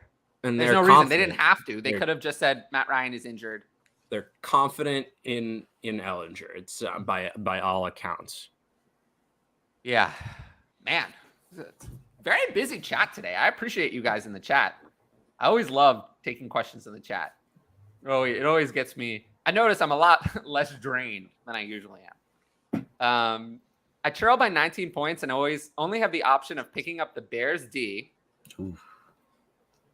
Wait, you're allowed to drop players some who of those guys played? Yeah, I'm a little. I would say here. like half the leagues I'm in can drop players that have already played. In most leagues, I think you can drop players who've already played if they're on your bench. It's like half the leagues I'm in that you can. On Sleeper, you can almost always do that.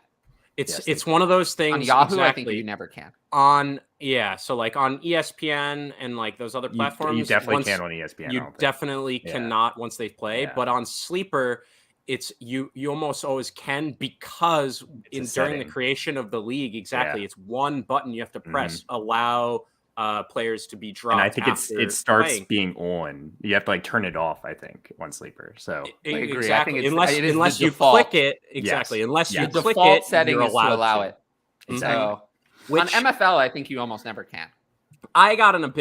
This was a big argument last year in my keeper league that I was mentioning earlier, where I saw that was an option and I took advantage of it, and then all of a sudden I had the LM reversing my move and saying it shouldn't have been on, and I was like, I get it shouldn't have been on, but you can't just drop my player and put another guy back on my. It's like it's always tough if it was in the bylaws the right way, but the league settings were wrong. That always. Well, if there are bylaws, or if there's no bylaws. If there's no bylaws at all, then it's the league settings. But there's most of the arguments where it really gets nasty are where the bylaws says something, the league settings say something else. The league settings say something else, and then someone does something, and then they don't realize that there's a problem until later. And then you have to go undo things. That usually makes people mad. A situation like that is tricky, though, only because it's like... it depends on how much money's at stake and how close friends the people are. There's no bylaws for something that specific usually. Like, obviously, you want to cover everything, but like usually just in your bylaws, not in your settings, you're not like, okay, once a player's played, they're not allowed to be dropped that same week. Like, that's something... you don't really considering when just making the general framework of your league settings and your rules, right? So it's tough when something like that comes up. And I manage a lot of leagues or commission a lot of leagues, and I'm always under like my theory is always, if it's in the settings and it's allowing you to do it, then you got to let it happen, but you can change it going forward. But you can't just undo something that the settings allow you to do. It's not like you're cheating. You're following league rules. It's not. So that was the part that that got me upset, is that it was completely like reversed and stuff without like, I understand if I wasn't allowed to do that ever again and the league setting was changed, but it was immediately changed because I did it and I got my player taken away. It got flipped around. And I'm pretty sure it actually did have an impact on like one of my starting spots, something like that eventually. And so it's tough, but we'll see. Getting back to this question, would you guys want to drop any of those guys for that shot at 16 points? I think the odds of the Bears defense scoring 16 are almost zero. That's where I am. I know you want that shot. You never know. You never know. But yeah. I know. One touchdown. If I had to pick one, I would drop Foreman. If I had to pick one. Really? I don't believe in him at all. I think this was a 1 week blip. The other three play. I mean, maybe I could drop the Bills defense. I don't. But how good of the? They have so many good matchups. Like the entire rest of the season, it's so. I mean, tough to any matchup They're locked and loaded. Like start every week from here on out. It's one of those. There's a few. What's your record? That's why this week was tough too. Is some of these defenses like you almost always don't. You're just going to drop your defense to pick up another defense, but a team like the Bills, like you said. Eagles this week were on bye. They were a hard defense to drop because they got some really juicy matchups coming up, and they're just like a top 3 defense on the year so far. It's tough. I would say use your best judgment, but we gotta go faster. Otherwise, it's gonna be 3.5 hours, and we're not gonna get through the chat, even without a show sheet.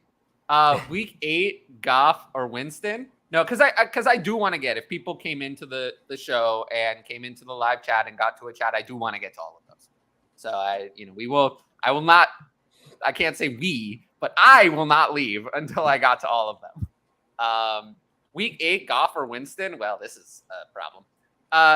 Jared Goff has been really bad. Yeah, really bad. And then we don't know if Winston is even playing. Winston is even playing. So Goff is against Miami, and then the Saints are against. I almost said Oakland. Oh, gosh. But I would say that this decision is probably going to be made for you because I still think Dalton's going to start again. So you're probably not going to have to make this choice. If Winston starts, Amon-Ra St. Brown's back, it probably helps Goff a little bit. And Miami's not as bad of a matchup as Dallas was. I'd lean Goff. I'd lean Goff, I guess. Same.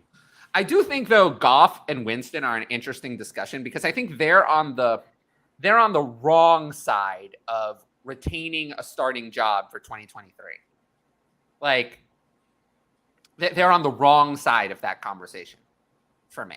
Sure. Like Winston is farther on the wrong side. I think Winston is a pretty clear no. Goff is right on the line. Like right on the line. Matt Ryan just moved out of that conversation. But no line for him. Yeah. I mean, the Lions are 1-5. Yeah, Goff. Oh no, it's not that starting job, but Goff could get the third chance that Wentz got. You're right. Like traded elsewhere. No, Goff is done in Detroit. Detroit is going to have a top few pick. They're going to get a quarterback. Goff is done there, and they got pieces to get excited about. I would say, but he could get a job elsewhere. That's the only thing. He's like right on the line because he's been decent, like just okay. Kind of reminds me of Jimmy G, like just okay, like probably one of the 32 best quarterbacks in the league, but you're not going anywhere with him. Kind of like, he's like right on the line. Chargers wide receiver. I have more news, by the way. Chargers wide receiver Mike Williams suffered a high ankle sprain and will miss time. So it's the same conversation we had about David Njoku. I think it's going to be a significant amount of time. Lesser news, Mike Boone on IR, apparently. Oh, I don't think that really matters. All right, guys. I got to get out of here. It was a lot of fun. Can't wait till next time. Peace. Have a good one. Oh, gosh. There we go. That was that. No, but this layout just isn't like, I think this layout is better than this. That seems a little too spaced out. I agree. Yeah, that's what I was saying. It's coming up weird. We're going to go with this layout. All right, so we're done with this question. Just lost Brees. Do I think the Jets will trade for Kareem Hunt? I would trade Darrell Henderson. I'd rather have Kareem Hunt over Darrell Henderson, but mostly because I think there's a good chance the Rams trade for Kareem Hunt and make Darrell Henderson a backup. So I'd rather have Kareem Hunt, but not for the reason that the Jets are going to trade for him. Yeah, Ellinger is a dual threat quarterback. That's correct. Which could be bad for the receiving weapons, but he's not Trey Lance. I mean, he had 550 attempts in college. Wow. Yeah, but remember in college that every sack counts as a rushing attempt. You're telling me his yards per carry is actually way better than that 4 that it looks like, huh? No, his yards per carry, it's way better than what it says. But he averaged like 10 carries a game. We'll see. It's interesting where it's one of those things. I think I said it when Pickett first came in, where I was like, I know he is, somewhat mobile, but I was not expecting him to be like he's more mobile than I thought. And move exactly. And it's like it's one of those things where you don't know what might actually happen to that offense. There might be a little bit more uncertainty in terms of now you got a guy that's not just a complete statue like Matt Ryan is, like just cannot move. Now you got a guy that's much younger and has apparently rushed for 2,000 yards in college. And it's like, how much is that going to factor in? Is that actually, maybe that is going to be a good thing for their offense? We'll see. We'll see. I'm not allowing it. The breakout is coming. Actually, wait, no, pause. Matt Ryan just got benched. Never mind. No, breakout already. The last 2 weeks were the breakout. I know. It's so surprising. And it's over. And it's gone. It's always the year I don't draft them. Yep. And best ball, he's already paid off. Oh, yeah. If you draft him in the 17th or 18th, he's already paid off. Should I trade Amon-Ra for Mike Evans? Obviously, this is redraft. In Dynasty, this makes no sense. In redraft, would you rather have Amon-Ra or Mike Evans? Amon-Ra, by the way, as we said, no concussion. He was just taken out of the game. So he'll play next week if there was really no concussion. Mike Evans, if he'd caught that pass, I think we wouldn't be having this conversation. Mm-hmm. But that offense just looks so bad otherwise.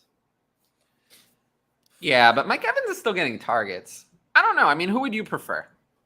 In redraft, I think it's close. Yeah, it's really close, honestly. I love Amon-Ra. Kind of so good early. I want to lean Amon-Ra, but if you really, like I kind of mentioned earlier, if you're on the camp of, it's Brady, he'll figure it out. If, like you said, Mike Evans catches that 70-yard bomb, we're looking at a different storyline. If you really believe, they're going to turn it around, it's the GOAT, then it should be Mike Evans probably, because he's been producing despite, that team has been an absolute dumpster fire. And if they can actually, start moving the ball around a little bit, that should be good. And it should mean he's, back up closer to that wide receiver 1 range that we drafted him to be. Yeah. Mm-hmm. I'll still go with Amon-Ra. Yeah. Also because they're past their bye week. That is certainly a factor now that we've gotten through, a bye week. Moving on. Yeah. Do they really? Do they? No, I don't think they do. This is why we perpetually rebuild. Yep. Heck yeah. You said this in my Patreon Discord, didn't you? Heck yeah. Those 2023 first round picks can't hurt me. I know they can't. Well, no, they can hurt you, but they can't get hurt. Well, they can hurt me, but they won't hurt me till next season. Thank you. I'm starting Trevor Lawrence over Brady in Superflex. Next week, Jacksonville plays Denver. That's going to be a putrid game. Yeah, I think Tampa Denver's been, I think, one of the Ravens. top 3 defenses against quarterbacks. I wouldn't do that next week. I'd still play Brady. And I have exactly that same dilemma that I've been dealing with in one of my Devy leagues. Is I have, I could either start Brady or I can start Trevor Lawrence at my Superflex spot. And for the most part, I want to go Brady, but there's times now I'm like, is that really the right call? I know it's Brady, it's the GOAT, but I'd go Brady this week. Lawrence does have the matchup against Denver is bad. No, I agree. Really bad. The new concussion rules are like COVID all over again. I get it. Controversial a little bit, but you can't see the injury in the brain. I wouldn't say it's like COVID.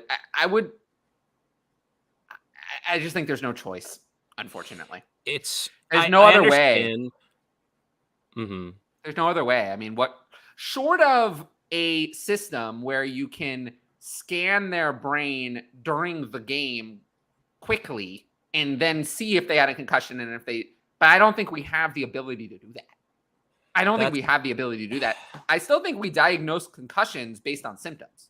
Do we have a reliable way to scan someone's brain and be sure that they have a concussion right now or not? I don't think we do. If we do, it certainly is not available at the stadium.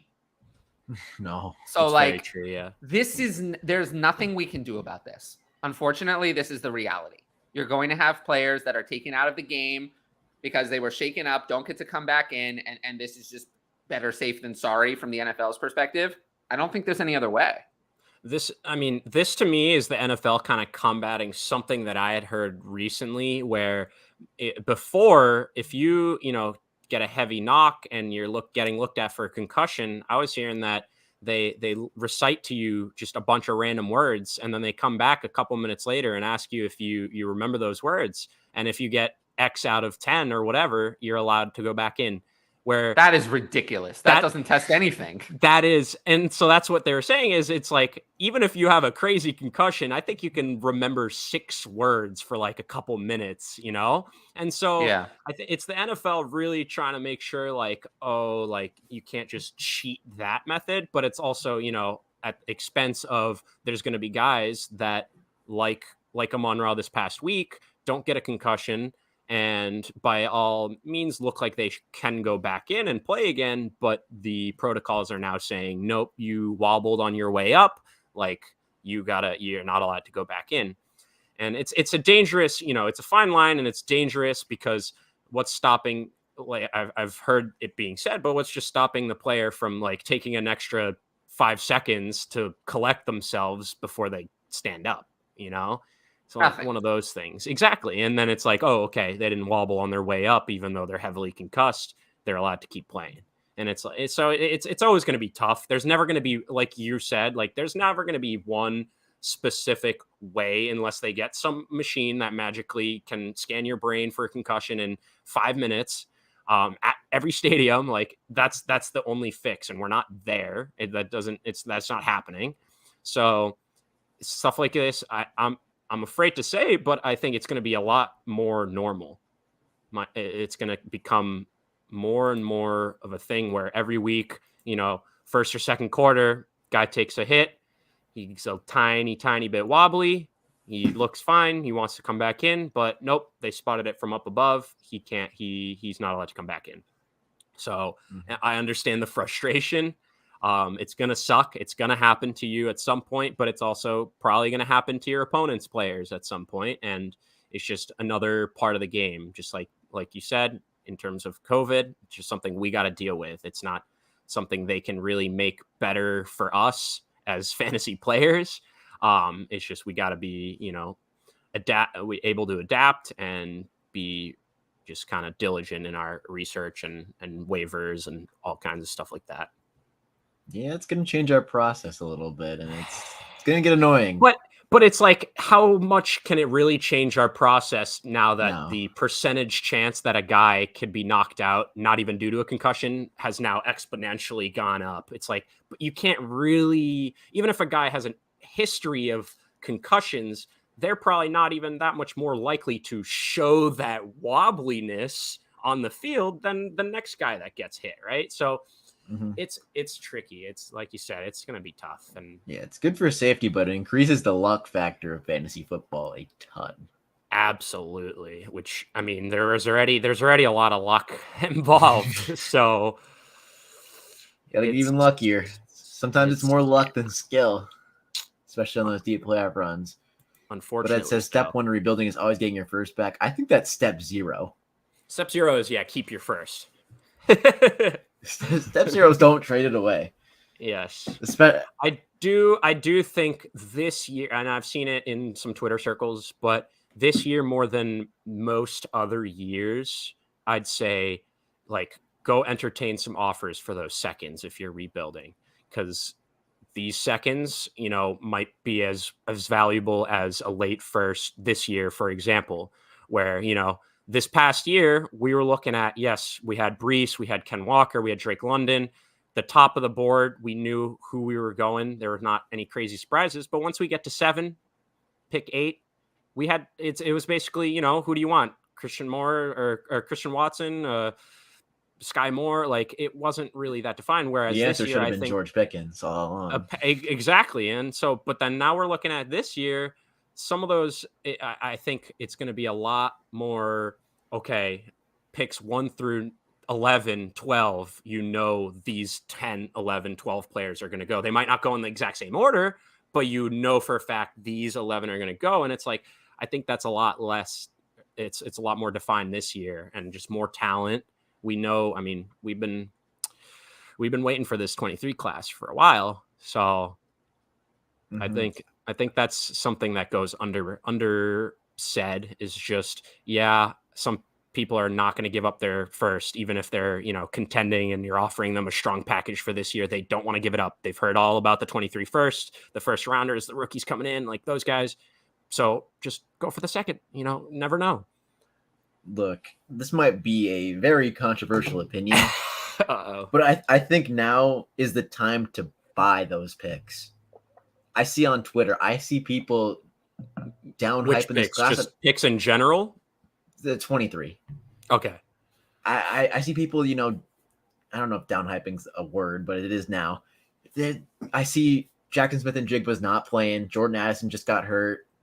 The running backs behind Jahmyr Gibbs and Bijan are getting no love at all from anyone. Sean Tucker a little bit, but his offensive coordinator doesn't know how to use them. So I'm seeing a lot of negative buzz around this 23 class, and I think it's a little overblown because it's something to talk about. I think this class is going to be just as solid as we thought it was, and people are down on it right now, and now's the time to strike. Perfect week. I agree. And I mean, anytime you have like a dip in said value or perceived value, where we know who these guys are likely going to be, like there's a list of 10, 15 guys we know are coming in and are probably going to be stars in the league, whether it's running backs, quarterbacks, wide receivers, whatever. And so even if some of them aren't producing at the level that we kind of expected in the college season so far, you still go get those first. It's going to be someone else then. You might maybe you wanted Jackson Smith and Jigba and he's hurt. He's now not a top 5 stud in fantasy drafts. Okay, fine. It's going to be, another guy that's there and he's going to produce this year. There's enough talent that I agree. If you can get any type of discount on just right now. Mm-hmm. Yeah, the wide receivers have been disappointing to most. I think they're fine, but a lot of injuries, a lot of not playing, a lot of people mad at their quarterbacks, but hey, it is what it is. And especially if you're going to tank and sell off. But Delusional Tanner says Michael Carter worth buying as a Brees owner in Dynasty. Don't know if he's worth spending anything significant on. I think we kind of talked about this. We kind of covered it. I think we mostly covered it. It's you definitely not someone worth spending anything significant on.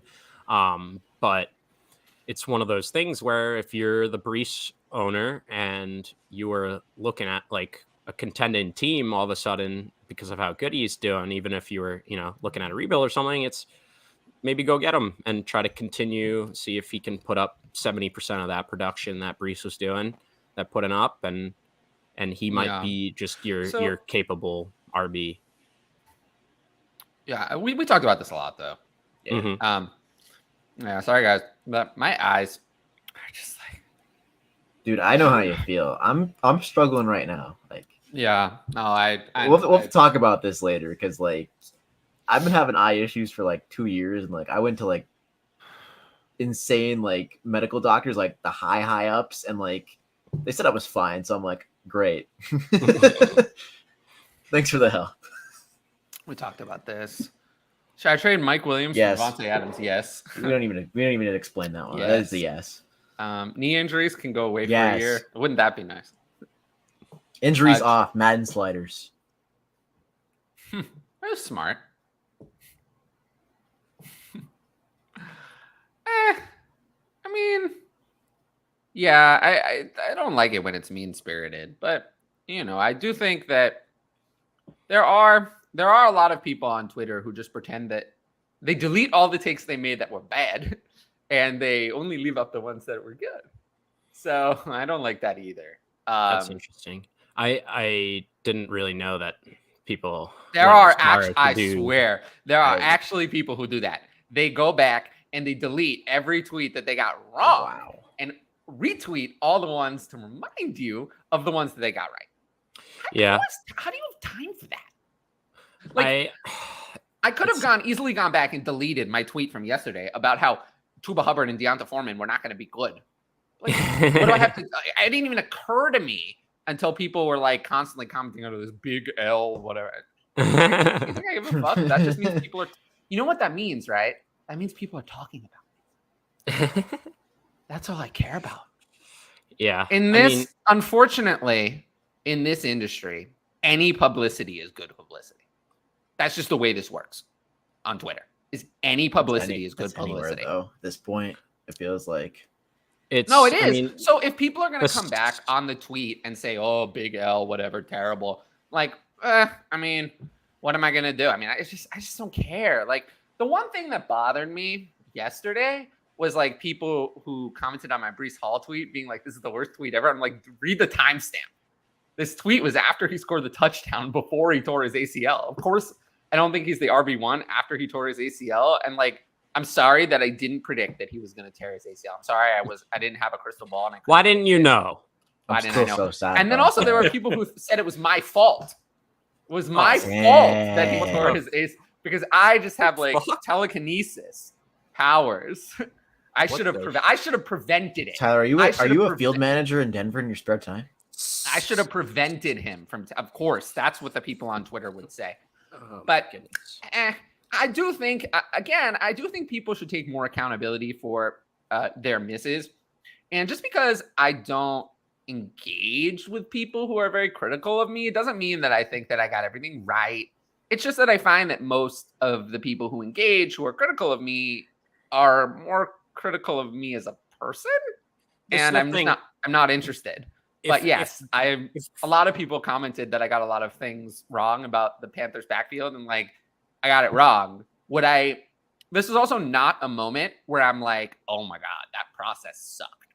I should go back and change it. I was like, well, I got it wrong. It wasn't right. But like, what am I supposed to learn from that? I probably would do the same process again. I don't think I've learned anything. I just think the Panthers a football team? Are the Bucks a football team now? The questions we got to ask. It's one of those things too, where it's like, if these people responded where some of the things you said, like, oh, like wrong process, or the process was right, but dang, like, didn't work out. It's like, yeah, maybe you'd actually like respond to some of them, but it's always like, what the fuck, asshole? Like, this was totally wrong. It's like, to be fair, I got quite a few of the, I would have done it too, but it didn't work out.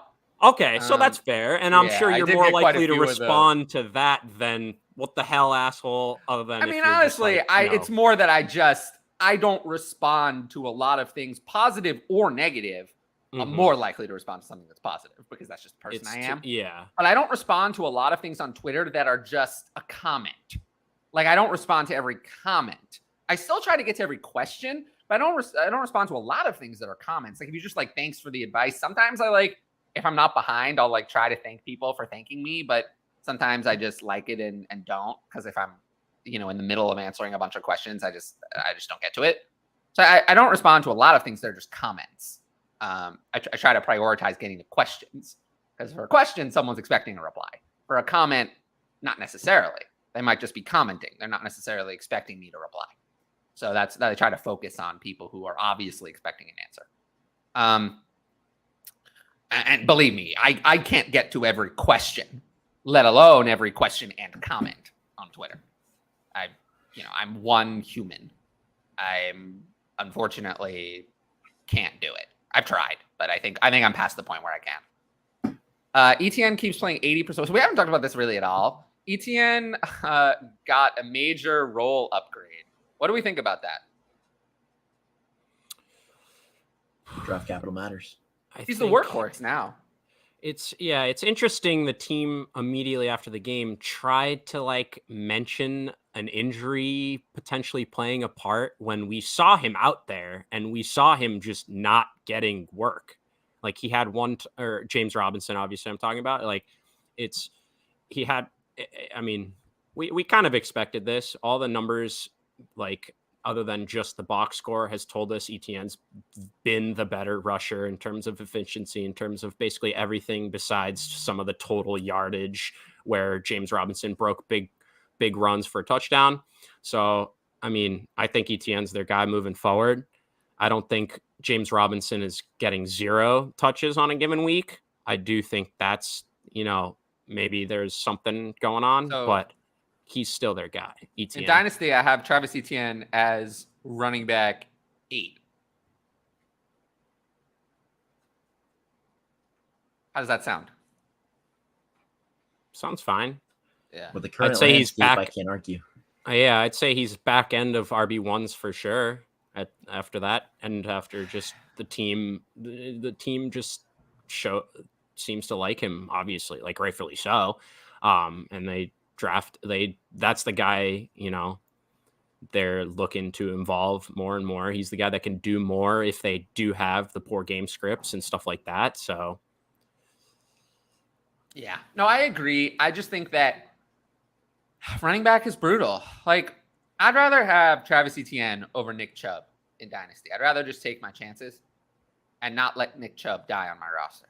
Now, if Kareem Hunt were actually traded, maybe I'd change my mind because then the upside goes even higher. Yeah. But like, I'd rather Travis Etienne over like Eckler or Cook or Mixon. Like, I just don't want the running back to die on my roster. And we've seen how quickly that can just happen where you're, you can be an RB1 one year and the next year you're basically fizzling out of the league. Yeah. Wow, I had so much I wanted to talk about this week. We're 2 hours in and we've barely talked about. This is one of the things, though. I'm glad we got to this. This is one of the things I want to talk about. But yeah, I'm pretty much in on Travis Etienne and down on James Robinson. I didn't expect the split to go this wide. Agreed. If you were to re-rank the 22 class, how would it go? And at what point would you take a random 23? This is a good question. Wow, this is a great question. Yeah, so especially now after Breece's injury, I have Hall 1 still. I have Hall very high. Maybe I should I don't know how. So here, let's talk about Breece Hall. Would you rather have right now Jonathan Taylor or Breece Hall? JT. You have to go JT. Yeah. I mean, if you're not contending, do you have to? Can you just eat that full year? It's tough, right? I think you're right. Where if if you're contending this year, I would much rather have JT. Obviously, you're not getting any more out of Breece this year. But if you're like not contending this year, I don't think that's. I think I would actually trade JT for Breece. I don't know if I would. I mean, it's not like JT is old. He's but 23. I feel like you could probably get and something like a little bit extra too. Maybe. I feel like the real what about Breece Hall or Swift?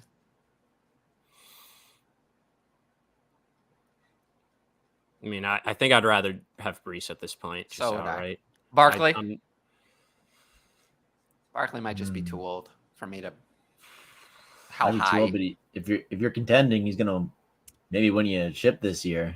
Breece is certainly not. So I think though, for me, I think for most people, Breece is going to be a 2. I think for most people, Breece is still going to be 2. JT is going to be 1, and Breece is 2. So I think the real question is how you value Breece against like CeeDee Lamb, AJ Brown, Jalen Waddle, those high-end wide receivers. T. Higgins, Amon-Ra. How confident are you in Breece Hall coming back? How much do you want to gamble? What kind of gamble do you want to make? I have moved him down, though. I moved him down in Superflex outside of that like range with the quarterbacks. Like Breece Hall is not in my first round in Superflex, but neither is Jonathan Taylor.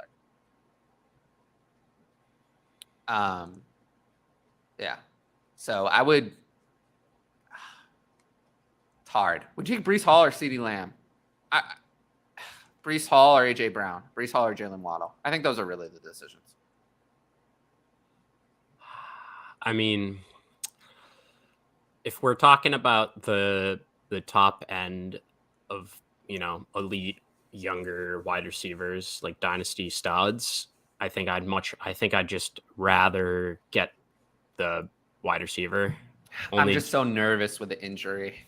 That's what I'm saying. It's just like we've seen RBs go down left and right. Obviously, wide receivers can get hurt too, but it's just less significant and it's just less frequent that we're seeing wide receivers, take a knock and just be out for the whole year. We've seen numerous RBs already be lost for the whole year. So I think if you're looking at something like that where they're both elite talents, one at running back, one at wide receiver, it's hard not to take just the hopeful longevity of the wide receiver position.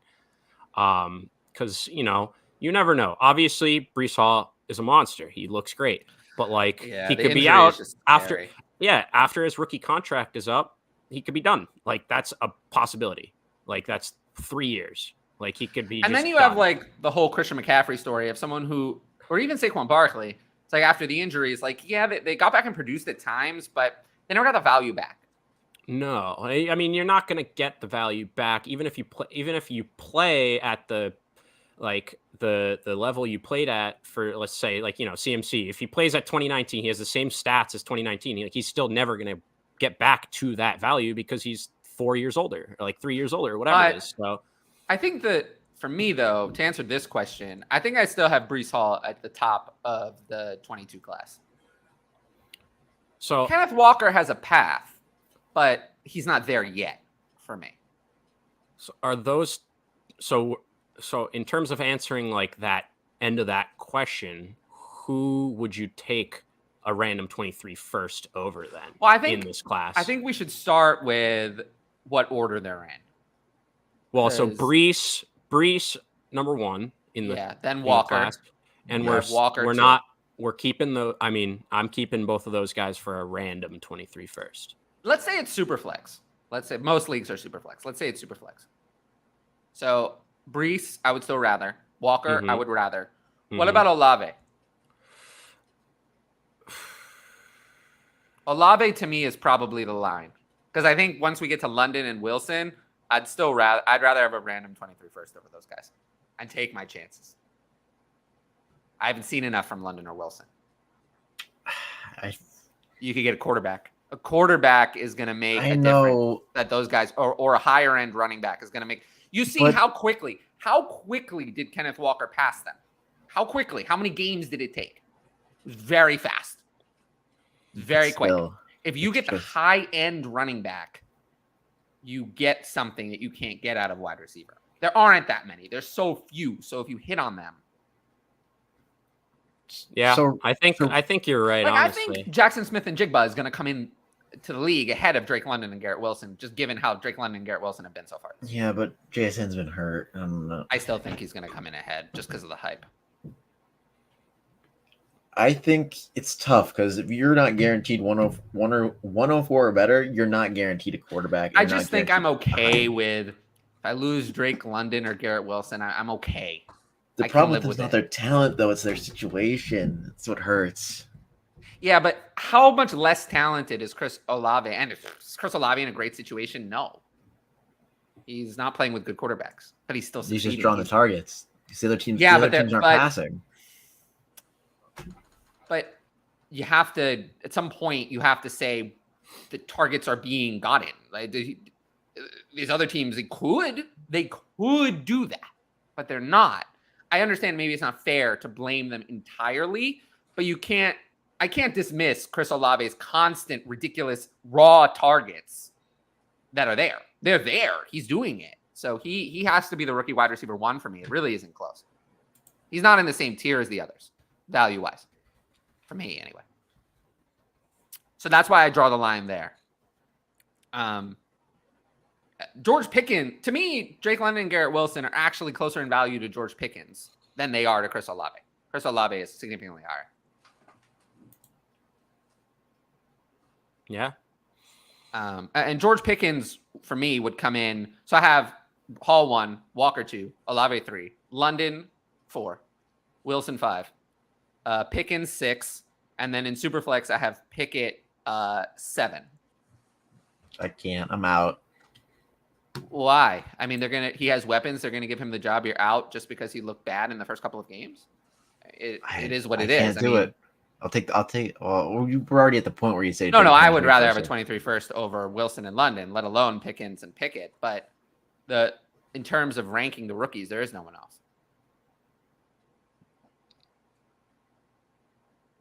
You said Pickens before him, right? Oh yeah. Oh, absolutely. Okay. Oh, George Pickens is going to be a wide receiver 1. Oh, I'm confident enough that I've lowered Deontay Johnson multiple rounds in my rankings. I'm that sure. I was busy looking at George Pickens. I think is a better. Games. I think George Pickens is a better player than Deontay Johnson. I get behind that. Well, I have him ranked higher in Dynasty anyway, because even if he's not better right now, he will be someday, and he has 5 years over him. I just hate that Kenny Pickett's his quarterback. I just don't agree. Like, I don't. Why would I hate it? Kenny Pickett likes targeting him. I mean, Kenny Pickett. Okay. My main beef with the Steelers isn't with Kenny Pickett. It's with Matt 44 Canada. times. It's with Matt Canada. That dude does not know how to call plays, and Mike Tomlin is oblivious to it. And I don't know why he hasn't fired him yet. But Kenny Pickett's maybe the situation will get better. Maybe I'll be wrong when they get a new offensive coordinator. But oh my gosh, Matt Canada is bottom 3. Miami scored 16 points against them, and Kenny Pickett still threw it 44 times. Is that really so bad? That's because they were down the whole game. I understand that, but it's not like it was a blowout. They could have still should have been. Should have been, but it wasn't. After that first 3 minutes. They could have still run, but they didn't. I don't think it's not like this defense isn't good enough to let Pickett be like Zach Wilson or Mariota or someone like that, where they're just literally a game manager and they're just like letting the run game. Like Pickett is going to be allowed to do more, and he has the weapons to do so and be allowed to throw. So I think Kenny Pickett has been a lot better than people are giving him credit for. And I think they just see the 7 interceptions. Sure, most of those interceptions, yeah. They see the 7 interceptions. In the first game, he had 3 interceptions on 0 turnover-worthy throws. On this one, Chase Claypool fell down on the route. It could have been pass interference. It was actually a good throw. It was a good throw. It was a good throw. If he had actually ran the route correctly, that might have been a touchdown. He's completed 68.5% of his passes. He has not been bad. He's been more mobile than people expected. He has not been bad. I really think that this is his first 4 games in the NFL. I mean, I think he's actually, for me, exceeding expectations. And if people just look at the interceptions and don't look at all the throws, then I think they would say he's bad, but he has not been bad. He's been better than I thought he would be. They've had an incredibly I thought he would be horrible, so he's been better.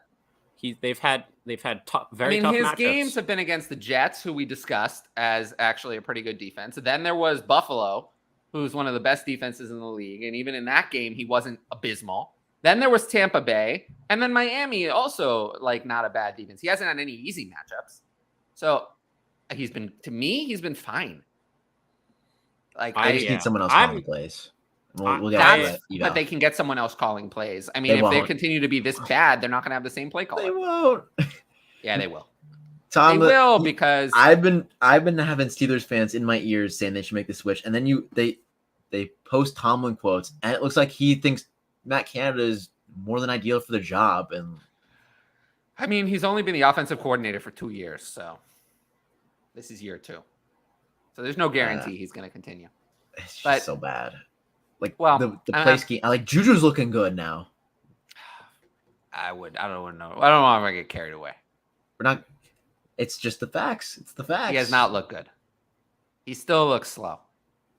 And he doesn't. There's our favorite page. Got to block that. Hold on. Who? The dating apps. Dating apps who are you back. Talking about? Najee? Juju. Oh, Juju. You looked good yesterday. Yeah, I mean, last 2 games. I think it's more of an indictment on everyone else. The Chiefs' offense is a wide receiver 1 away from being one of the best offenses That still is. Patrick Mahomes is still so good.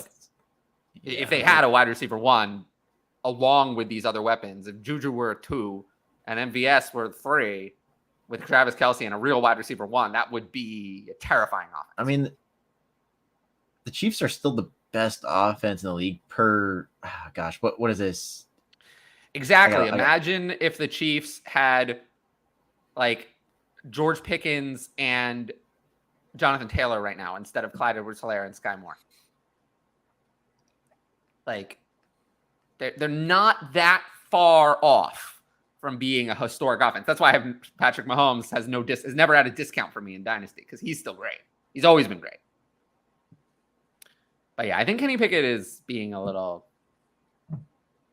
He's been very unlucky, and if you look at them on his interceptions, and if you look at all of his throws, he has not been bad. George Pickens is starting to come on. Chase Claypool has looked a little better the last few weeks, a little bit better, although he fell down on that route, which really cost him. So we'll see.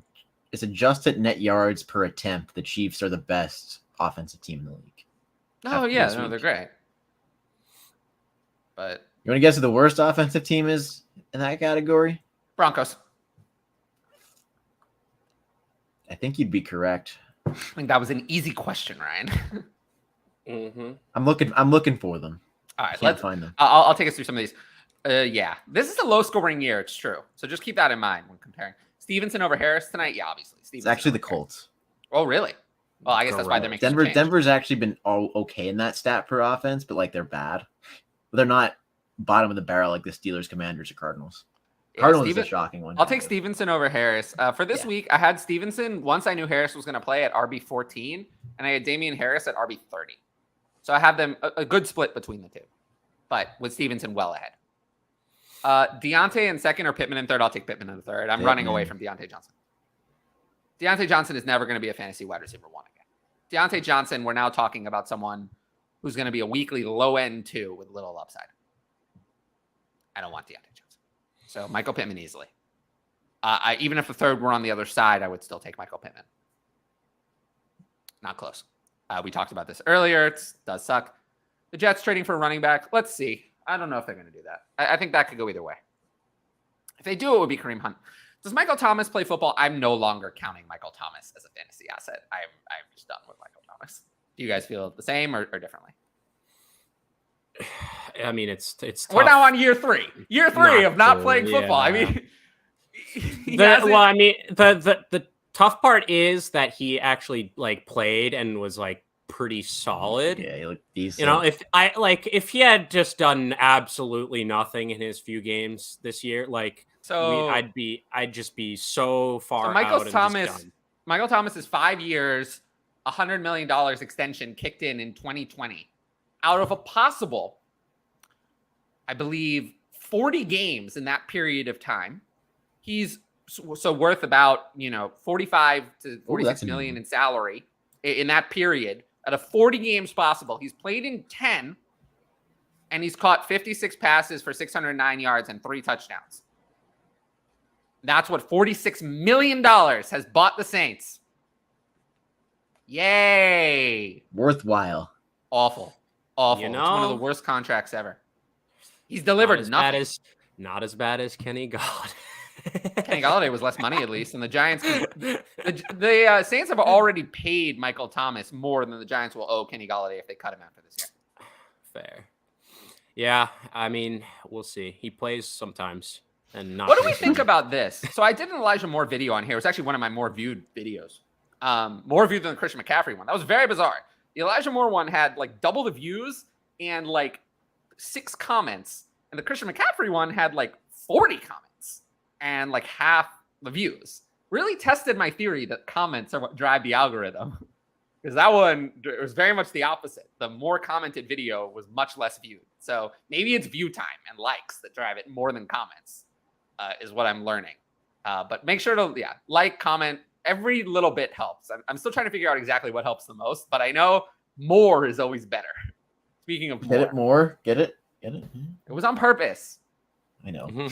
Do you think Elijah Moore is going to get squeaky wheel? No. I don't either. They're not either. It's one of those things. It's like they're not in a position to just like throw away a game to showcase more to try to trade him for more value. Like, like the Panthers, they could literally afford. Yeah, and it's like the Panthers literally could afford to like give McCaffrey 30 chances and like do horribly, even though like it's just like doesn't matter if that's going to mean he gets traded for more value. Like the Jets are winning football games. They're not going to like just stray away from what they've been doing just to feed him for a game to offload him. And like you've said, they're not trying to trade him. They don't want to trade him. Last week I had Garrett Wilson at wide receiver 30 with Elijah Moore back, with Elijah Moore out at Denver. Next week is against the Patriots. I don't think I'm going to have a Jets wide receiver inside my top 40. I don't see how I can. I don't know which one it's supposed to be. The one area that the Patriots have been like the most susceptible to out of any position is basically tight end.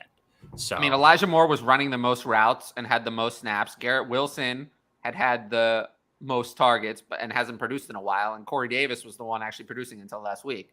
So I have no idea which one to start. And it would be Garrett Wilson if I had to choose one. But again, it's the Pats next week. You're not starting any of them. Yeah, Garrett Wilson is going to be so far down my rankings. Mike Evans and Jerry Jeudy for Derrick Henry. Well, all Jerry Jeudy needed was Brett Rippon.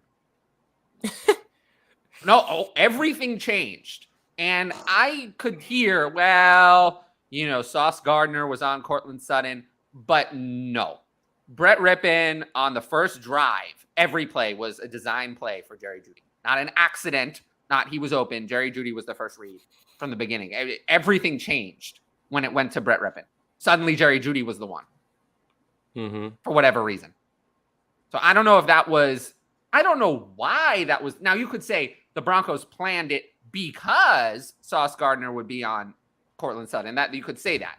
But it was the game plan was that Jerry Jeudy was the one in this offense. That was the plan. Either the coach or the quarterback felt that way. I don't know if that's going to continue. But with that said, I think I would take Derrick Henry.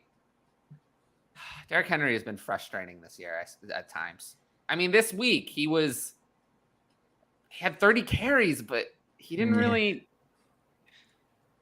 deliver on. He's one of the last RBs standing at this point. I know. No, but like, and I assume it's like, redraft. If it's Dynasty, I'd take Evans and Jeudy. Yeah, it's one of those things, though. It's like he is their entire offense. Ryan Tannehill looks bad.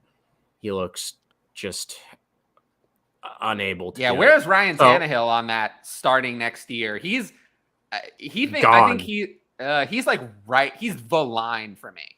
He's the 50-50 one where it's like right in the middle. Like Daniel Jones is on the right side of that line and Jared Goff is on the wrong side of it. And Ryan Tannehill is like, the problem is that Tennessee is still winning games and they're probably going to win the division because the division is so bad. The bar's on the floor. One thing about Derrick Henry I thought was interesting, and we kind of touched on it after like week 3 and 4 is like the targets he's actually been seeing. So Derrick Henry, like first 2 games of the year, he had 1 target. And since then he's had 16 in 4 games, about 4 a game, which is just obviously like the best thing ever for someone that is known as not a pass catcher, that might give you games where he goes 22 for 67 and that's it. Like if you can get 2-3 catches for even 20 yards or something, like that's going to make help, sure. Yeah, exactly. He's always going to be in double digits. And it's also like, I don't think they're going to change that. Like they're playing well and they're all their pass catching weapons like just aren't. Joshua Hilliard was out there though for 29% of snaps. He just didn't do anything. Yeah, and so I mean, this is the most targets he's ever gotten in a 4-game stretch. So also, I mean, do not be fooled by Austin Hooper's 3 for 56. He still was 3rd on the depth chart in snap percentage, and 4 tight ends got involved, including Kevin Rader, who I've never heard of. No, if anyone's the players on the tight ends, like. I don't even know who these players are. Like Chagosium. No, him I know. But Kevin Rader, Mason Kinsey, and Cody Hollister saw time Cody Hollister's been around. The other two I've never heard. I thought that was Jacob Hollister who's been around. Who's Cody Hollister? Yeah, Jacob Hollister's been around. Jacob Hollister is the tight end. Seattle Patriots at some stage, and then Seattle. But Cody Hollister, I've never heard of that. Never heard of Cody Hollister. So the Tennessee offense is an absolute dumpster fire. I don't know. I think I'll take Evans and Judy. Okay, here we have a question about Sam Ehlinger. See, even just doing the chat, it's gonna be 3.5 hours. Send 2/3 for Ehlinger. Dynasty Superflex 12 team. Yeah, so I was gonna say if you can get any second for Ehlinger, I would take it and run. 2/3. I think I'd still take it. I don't believe in him at all. And it's the kind of thing where once he goes to the bench, he's worth 0. He was worth 0 before today. 0. He had no value. So you could get 2/3 out of nothing. Usually I take the picks and take the guarantee. Usually. I think it's a spot where you don't even have to make that now, and you probably have this same offer available to you next week. You know what I'm saying? Like, even if Ehlinger balls out, is his value, like, you're probably going to be able to acquire him for 2/3. Because like you said, like before this one game that he maybe did well in, his value was 0. And so even if that manager who has him sees he's played one good game and might believe in him, if you offer 2/3, then it's like, okay, this guy went from, my 6th quarterback with 0 value to netting me 2/3. I'll take that. So I think it's a decision while you might want to do and might be intrigued with. You don't have to do it right now unless you really, really unless you need to start Ehlinger this week or something. I don't think I would send 2/3 to buy him. Yeah. Because I just don't know he's going to be fantasy viable. Matt Ryan wasn't. So I'm not sure that Sam Ehlinger is going to come in and be fantasy viable himself. And I'd rather take those. And say he comes in and he looks actually pretty good. It's like, okay, send your 2/3 next week then if you really. I'd rather send a second for Daniel Jones because I think Daniel Jones is far more likely to be a 2023 starter than Sam Ehlinger. Mm-hmm. I think the Colts. We know the Colts recycle and recycle and recycle. I think the odds of Sam Ehlinger being the Colts 2023 starter are close to 0. Unless he really balls. Like if he takes him to the playoffs. I mean, he has a chance. That's why he has value. He has a chance to, you never know. I mean, this could be Tony Romo or Dak Prescott before or after him, or it does happen. Someone comes in, takes it by storm and never lets it go back. But I don't think that's the most likely. It's always possible. But I think that's not the likely outcome. I'd rather take the, low probability chance that I stumble into like a draft pick like Antonio Gibson or a Chase Claypool in this loaded class. I think that's more likely, to be honest with you. Exactly. That's what I'd rather do. But like I said, if I'm buying a quarterback, I think the best source of cheap production that you can still buy is Daniel Jones. You're not going to have to pay a first for Daniel Jones. And I'd rather pay a second and a third for Daniel Jones than 2/3 for Ehlinger, who could be a back-end QB3. Daniel Jones, because of his rushing, unless you're in a Scott Fishbowl style league, you're just in a regular scoring league, you're always going to be able to start Daniel Jones, and he's always going to be top 20. He gets those rushing attempts. Exactly, because he runs. He has more rushing yards on the season than Najee Harris. Not surprised. He was a top 5 quarterback, I'm pretty sure, on the week this year. Yeah, or this week. So he's who I would buy, and it's not going to cost as much. Irsay set down the Pepsi, picked up the Coke, and make the switch. I love it. I love it. Are we hitting? Okay, this is a good question. Are we hitting the panic button on Justin Herbert? He isn't healthy, but is this a scheme issue? Now he has no wide receivers. That is a big problem. He has no wide receivers. Here's my take on Justin Herbert. In Dynasty, no. I think Justin Herbert is a Hall of Fame level talent. So no panic. I think he's one of the best young quarterbacks in the league. You don't just throw for 5,000 yards and not like Jameis Winston did with 33 touchdowns and 30 interceptions. He did not have 33. He was good. He was very, very good for real life. You don't do that if you're bad. Do you think Justin Herbert forgot how to play football? I think Justin Herbert is injured. His rib injury is a problem. He does not have the same zip on his throws. He does not look the same. But also, his touchdown percentage is down. It's a 3.9% rate, very low. If he were just at his career average, we wouldn't be having the same conversation. He has the same completion percentage as last year.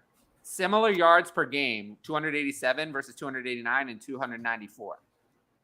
Similar everything. The interception percentage is down, but he's been a little bit less efficient. Yards per attempt is down. So,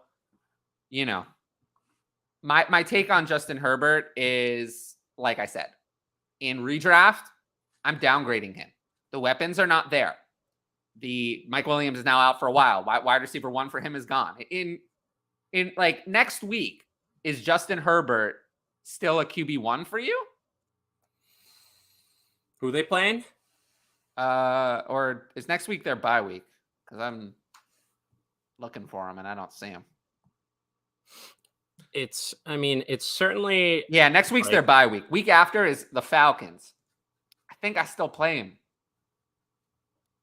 But yeah, especially like you said, if we do think it's, the injury is hindering him, it's just an extra week to get better. In Dynasty, though, for me, it's pretty clear. Allen is 1, Mahomes is 2, and then you can discuss between Herbert and Lamar, Lamar was started off hot and lately has been not so good.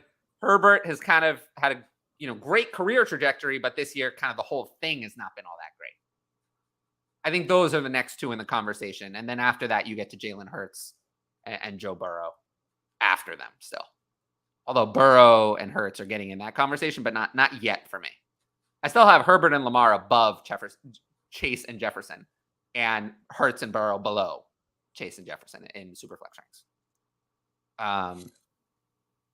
But yeah, no panic. I mean, I didn't panic on Lamar really after kind of 2 years that weren't that great. I still had him ranked in the top 5, even after 2020 and 2021. So I think the panic meter in Dynasty is no. I do think that this shows you that there is a talent gap between Patrick Mahomes and Justin Herbert, though. I do think that's fair to say. Patrick Mahomes, I think, is so elite, so good, so far beyond that no matter what is there, you're always going to play Patrick Mahomes. You always will start Patrick Mahomes. Patrick Mahomes will always succeed. Always, always, always. It does not matter who is in the lineup. Doesn't matter. Whereas Justin Herbert, I think, is a step below that. A very good potential Hall of Fame talent. But Patrick Mahomes, I think, is one of the best quarterbacks of all time. Justin Herbert, might be still could be a Hall of Famer, but is not in the Patrick Mahomes, who I think by the end of his career will be in our discussion of best quarterbacks ever. That's still nuts. Right, but I think they're in separate conversations. Oh, Justin Herbert, though, I think is excellent. Excellent, and I think he'll be in the Hall of Fame when his career is over, but not at the level of Patrick Mahomes. Patrick Mahomes is a different level. So if Justin Herbert does not have all of his weapons, he's just not someone I'm willing to plug in the top 10 just because his name is Justin Herbert. So So again, I think I came to the conclusion of in redraft, yeah, I'd say so. In Dynasty, not at all. Not at all. He is 23 or 24, and he still carries all the value he had before. Do not sell. Hold him. All right, here. Super chat from FF Lefty. I do notice a pattern. Most of the super chats are from my patrons. FF Lefty is one of my longest time patrons, and definitely someone I love talking to just on Twitter anyway. DMs. He's a great guy. Absolutely. In my inbox, 12-team Superflex not competing. Send DJ Moore in 23 third for Burks in 23 second mid. It's right on the line, right? Isn't it? Mm-hmm. Doesn't this kind of feel like it's like right on the line? I'm hard pressed not to try my very best to squeeze just a tiny bit more out of DJ Moore's best game of the season so far, and just really using Burks scares me, man. Yeah, I mean, I'm not 100% confident in him, and I know what DJ Moore is. It's just I think you can get slightly more and just really use Burks McCaffrey's gone and this. Because if Malik Willis goes in, I like Malik Willis for Malik Willis, but Malik Willis is Trey Lance but much worse. Much worse. He can't throw. He doesn't have the throwing profile that Trey Lance does. And it runs more, right? I mean, he could run even more. So, yeah. Malik Willis is like a worse could be like a worse version of Lamar in every way. Can't run as well, can't pass as well. But in terms of how good he is at those things, the ratio of how good of a runner he is to a passer, he is not a good passer. And I'm not sure he ever will be. Malik might he's be a downgrade from sooner. Ryan Tannehill. Ryan Tannehill is better as a passer than Malik Willis, even this version of Ryan Tannehill. That was my point, is we might be seeing Malik Willis sooner than we kind of expected to at the current. I don't think so, because they're winning. They're taking a division lead. I don't think a team in the lead for the division is making a quarterback change. That's fair. He just does not look good, though. Ryan Tannehill? How good would you look, though? If a washed up Robert Woods, who washed up, by the way, he doesn't have it. Washed up is your number one weapon, and your other weapons include Austin Hooper, who doesn't even play most of the time, and then Kyle Phillips and Treylon Burks have been injured the whole year. Nick Westbrook-Akina played the majority of snaps, most snaps of any offensive weapon. How good would you look? Like, how good would anyone look? I mean, how good Ryan Tannehill is just okay, but like, I don't know. I bet Mahomes would look pretty good there still. Right, one of the best quarterbacks ever would look so great. But no, what do you want Ryan Tannehill to do? This offense is absolutely putrid. But that's where, if they do start losing, going to Malik Willis is not going to improve anything.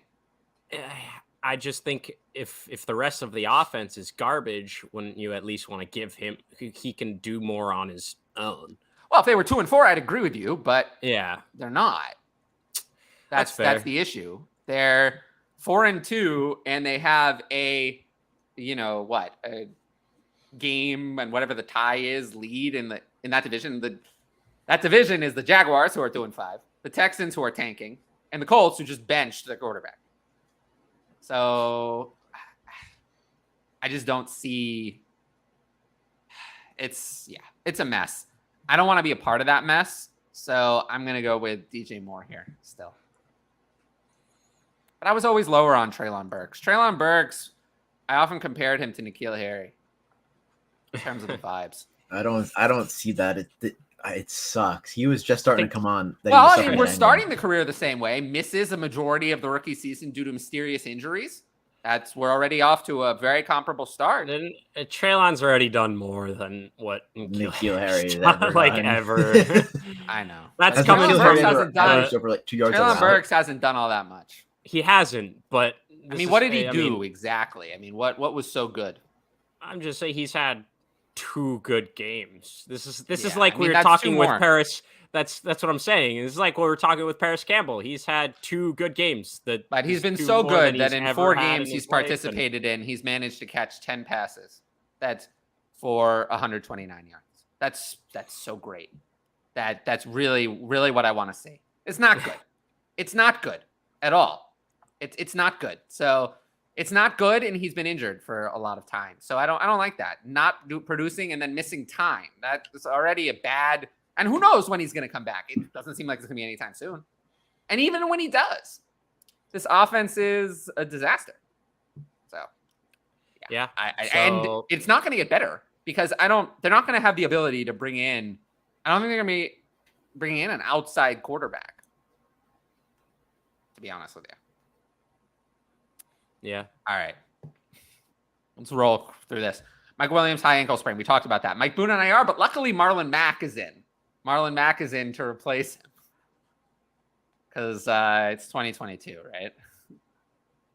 Okay. Talked about that. Is Josh Jacobs for real? All right. We haven't really talked about Josh Jacobs. If you're a contender in Dynasty, would you flip Javonte for Josh Jacobs straight up? Could you stomach it? Could you stomach it? Yeah. Oh, wow. I don't think I can. How high are you? How high are we on Josh Jacobs? Like, because I think I might be too low. Like, Should Josh Jacobs be valued ahead of guys like Eckler, Cook, and Mixon? He's younger than them and outproducing them. I think it's time to say we were wrong about Josh Jacobs, honestly. I think the Would you rather have Josh Jacobs or Alvin Kamara? Josh Jacobs. Josh Jacobs or Derrick Henry? Josh Jacobs. Mixon? It's getting closer. Yeah. Yeah, I think that's about right. I think I actually would have it in that exact order. I think I have to move Josh Jacobs up my dynasty ranks more. I think I'm still a little bit more confident in Mixon long term. If Josh Jacobs had a contract extension today, I think he'd be valued above those guys.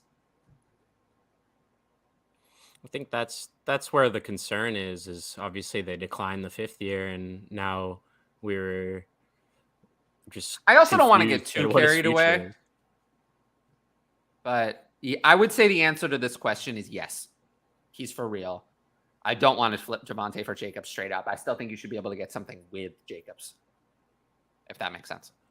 Agreed. All right, I'm going to keep going. So should I be all in for a trade for Carter? We talked about Carter a lot. I feel like I'm just going to say no, and we'll move on from this question. But we talked about Carter a lot if you've watched the stream. I feel like he's been one of the highlights of, not highlights, but like one of the biggest discussion topics we've had. But generally, I think we've been kind of mixed on Carter.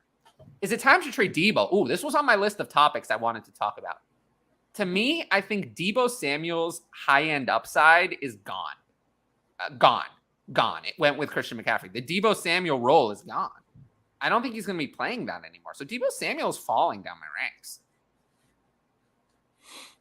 Yeah, I mean, I agree. It's hard to see, all of the weapons in this offense succeeding together at the same time. They can't with Lance or Garoppolo or anyone. I mean, they need Mahomes. You have exactly. You have someone like Mahomes or Herbert. Sure, you can sustain 3, maybe even a 4th piece sometimes here and there, whatever. But we're looking at Jimmy Garoppolo. We're looking at McCaffrey, Kittle, Ayuk is going to still get some. They can't all succeed.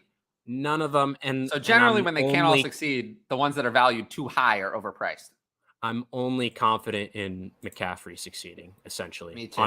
On every given week, I know CMC is going to come through for me.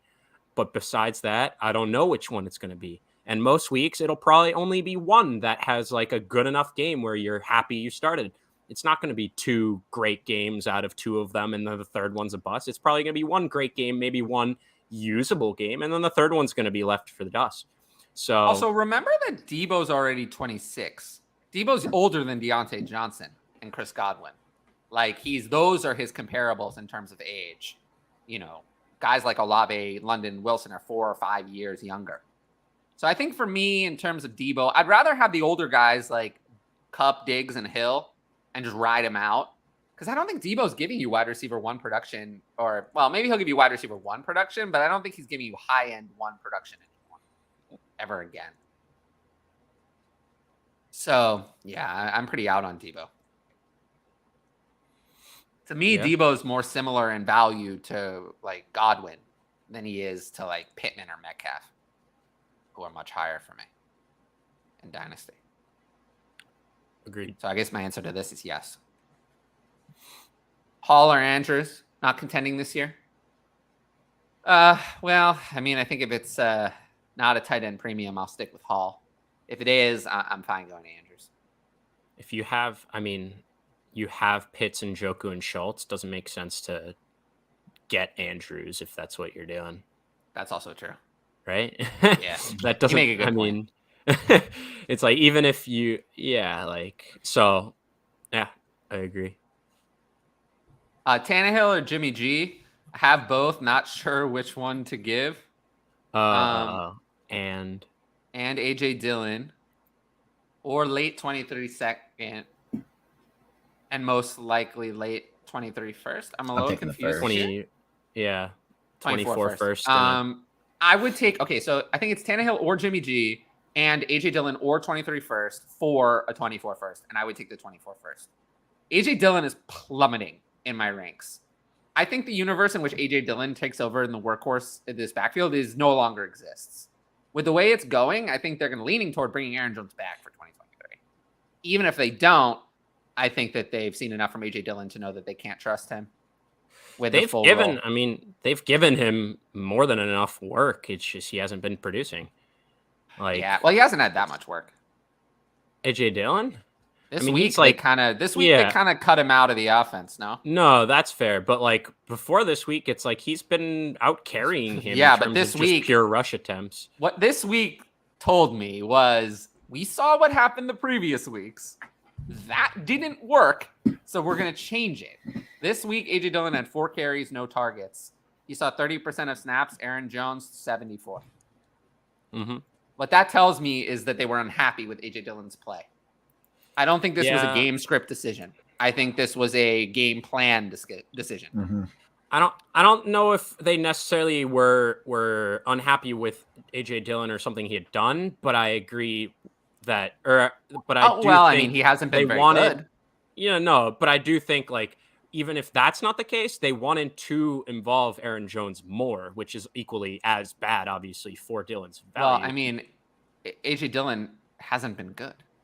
And I agree, and that's why it's like a lot of people thought, like Aaron Jones could lead this team in targets or receptions and stuff like that. This was the game that actually made that look possible. Exactly. Mm-hmm. Although Aaron Jones until this game really hadn't been producing in the receiving game at all. No. And so, but but some of the comments, Aaron Rodgers, he's like, we got to simplify the offense. And to me, that was okay. We have to throw the ball more to Aaron Jones. The reality is usually works. Aaron Jones has 78 carries. AJ Dillon has 77, but Aaron Jones has averaged 5.5 a carry, whereas AJ Dillon only 3.9. And now Aaron Jones has opened up a big lead in the passing game. Although Aaron Jones is a sell for me. 3 touchdowns on 26 catches and only 176 receiving yards is unlikely to maintain, especially when he only has 1 rushing touchdown on 78 carries. And it's not like AJ Dillon has them. AJ Dillon has 1 rushing touchdown on his 77. So Aaron Jones is being carried by those receiving touchdowns on a very small receiving volume. And this is a sell. I mean, this is a backfield I want to stay away from. It only had 12 rushing attempts between the two of them. In Dynasty, I totally agree in terms of like a sell, but for this year, I actually don't know. I might push back on honestly selling Aaron Jones for the rest of this year, only because it's like we've been saying, it's like they don't have weapons. It's Allen Lazard who just got hurt. He didn't come back in, I don't think, after he hurt his shoulder. He was hurt too. He got hurt, yeah. And then Romeo Doubs, I don't know. Well, he's been what the hell he's going. Yeah, exactly. He was supposed to be. Yeah, he was supposed to be someone that Rodgers had now trusted, and he could get some targets. And he's just looked awful out there the last 2 weeks, at least specifically that I've looked. And so I just think like, what is something that Aaron Rodgers like can do, and someone he trusts more than probably anyone on this team? It's Aaron Jones, and it's getting him the ball. So I just think like, sure, they lost this game, but I think this is more of a recipe to success than, giving AJ Dillon more carries than Aaron Jones, more work than Aaron Jones, and plotting away at three a clip. I think the reality is that Aaron Rodgers is going to retire after 2022. Yeah. But I mean, he does have 60 million reasons not to. Pretty tempting. Isn't that insane? I mean, isn't that just, they owe him. What they owe him is nuts. He would have 99 million in dead cap after this year with a cap hit of 31 million. And then, isn't that great? And then the issue is that if they decline the options, then the salary balloon. Essentially, if Aaron Rodgers wants to play, I think that they're stuck with him for 3 more years. Yeah. So, yeah. Not good. Doing a poll right now, 79% want Brees over CMC in Dynasty. I would agree with that. Yeah. Yeah. JSN and Addison are going to be top 12 Dynasty wide receivers day one, maybe even Boutte. Given the current landscape, probably.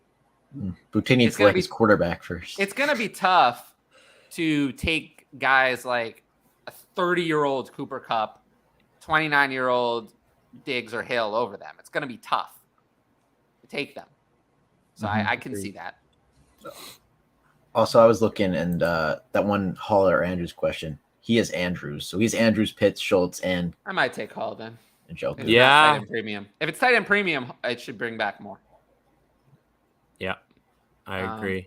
All right, let's keep going. So, 2022 combo draft. I love it. Ooh. I love it, FF Lefty. That's a good one. This is an elite comment. Yeah, that's S tier. That's funny. Yeah. All right. I do gotta head out though, unfortunately. But as always, fun talking ball. Yeah. Make sure you get to some of these other fun games. I had one more surprising stat this year so far. Actually, kind of two. Kind of talking about some weekly finishes, right? Jalen Hurts so far this year has as many top 5 finishes on the week as he did all of last year. Thought that was kind of surprising. And then Trevor Lawrence has 2 top 5 QB finishes this year so far. Guess how many he had last year? 0. How about top 10? Any? 0. Just one. All right. So both already doing much better than last year. Obviously, you don't need Trevor Lawrence stats to show you that he's doing better than that abysmal year last year. But even Hurts, Hurts was great last year in terms of fantasy perspective, and he's obviously kicked things up even more. So, all right, have a good one, fellas. And if you're here, thank you for watching. Peace out. Yes. This is better. They both work. Yeah, with 2 people, I think it's better. This is much better. All right. So we will get through the rest of the questions in the chat, and then we'll wrap up the show. Wow. It's been a show. You guys have really been active in the chat, really giving us a lot of questions, a lot of time for discussion, and I love it. How do you fix having bad quarterbacks? I assume this means Superflex. Yeah, Superflex Dynasty. No one will trade the top 8. I have Rush, Jameis, Fields, and Geno. Well, you're not that bad with Geno. If they won't trade him to you, they won't trade him to you. Don't overpay for them, so you just roll. I mean, there's nothing you can do. Try to trade for someone like Daniel Jones if you're desperate and contending. I mean, that's all you can do, right? What would you do? Or you could look towards the draft and hope. Yeah, or you could look toward tanking, trade Russ away. Yeah, those are your options. So, I mean, if you can't, there are some leagues where the top quarterbacks are just unacquirable, and if they're unacquirable, they're unacquirable. You can't make people trade them to you. So don't overpay. If you're rebuilding and whatnot, you're not competing. It might not be a good time out to get of your interest to look towards 2024 and Caleb Williams and Quinn Ewers and all those guys already. Like, honestly, if you can't get one of those top 2023 picks, focus on 2024. It's tough, but like you said, can't get a quarterback. How do you rank dynasty quarterbacks, the first rounders? All right, so I have it, and you can tell me if you disagree, Ryan. I have it: Allen, Mahomes, Herbert, Lamar, Jalen Hurts, Burrow, Kyler, Dak, Watson, Lawrence, Tua, and then that's it for quarterbacks who are high end. Everyone else is way down. I agree with you. I might switch a couple of things around. Allen's just so good, but so is Mahomes. It's a coin flip. It's 1A, 1B. The rushing. Yeah, I get that. And I just feel like I'd probably move Lawrence up a little bit, but that's about it. Hurts really played himself into that category. Yeah, I've Hurts at 5, I feel like. He's going to get that contract, and that's what we said we wanted. Yeah. Wan'Dale Robinson or Dulcich for flex next week? I mean, I would say let's see how healthy Wan'Dale Robinson is. We know he left the game with an injury and he came back in, but he didn't produce any stats after that injury. But he was balling before the injury. If both are healthy, I would take Wan'Dale Robinson. He would probably be ranked around wide receiver 30 for me. He got the role. He got the increase in snaps. He got the full-time role. So he would be like wide receiver 30 or so. Dulcich, I mean, he's probably going to be a tight end 1 for me next week. But I'd still play Wan'Dale if both are healthy. Elijah Moore, I assume. But this could also mean DJ Moore goes somewhere next year. Could be any of them. I do think that what I said about Elijah Moore is true. The Jets will be like, hey, you got to just suck it up, and then we'll trade you. But I agree. I would project Moore to be on a different team by the opening of the 2023 season. Mix? Trade away Mix? I don't know who that is. I'm guessing that's Mixon. Could be Mixon, yeah. 2025 first and Donovan Peoples-Jones for DK Metcalf, Clyde, and Juju. This is like just okay. I mean, probably the Metcalf side probably has more value. 2025 is far away. You don't know what your team's going to end up you don't know in 2025. Seems risky. You don't know how good the draft class is either. But the value's probably on the other. It's close. It's one of those things. It's really, really unpredictable. Got offered Dak, a 23 second, and Hunt for Mixon straight up. It sounds like a 1 QB. You didn't say 1 QB, then I take Mixon. Yeah. Debo for ETN, I'll still go with Debo, but this is now very close, whereas before this week it was not. Yeah. Dynasty, I don't know. Dynasty, yeah. No, I'm still going with Debo, but I might go with ETN and Dynasty. I'd like to see one more game where ETN actually dominates the touches to see that it wasn't just an injury, if that makes sense. Mm-hmm. This is very interesting, and it's only speculation, though. But I wouldn't put it past them. Dulcich has to be sniffing a top 10 Dynasty tight end rank. I think he... Yeah, for me, he already is. Top 12? Right? Yeah, he already is. I have him at 12. So, yes.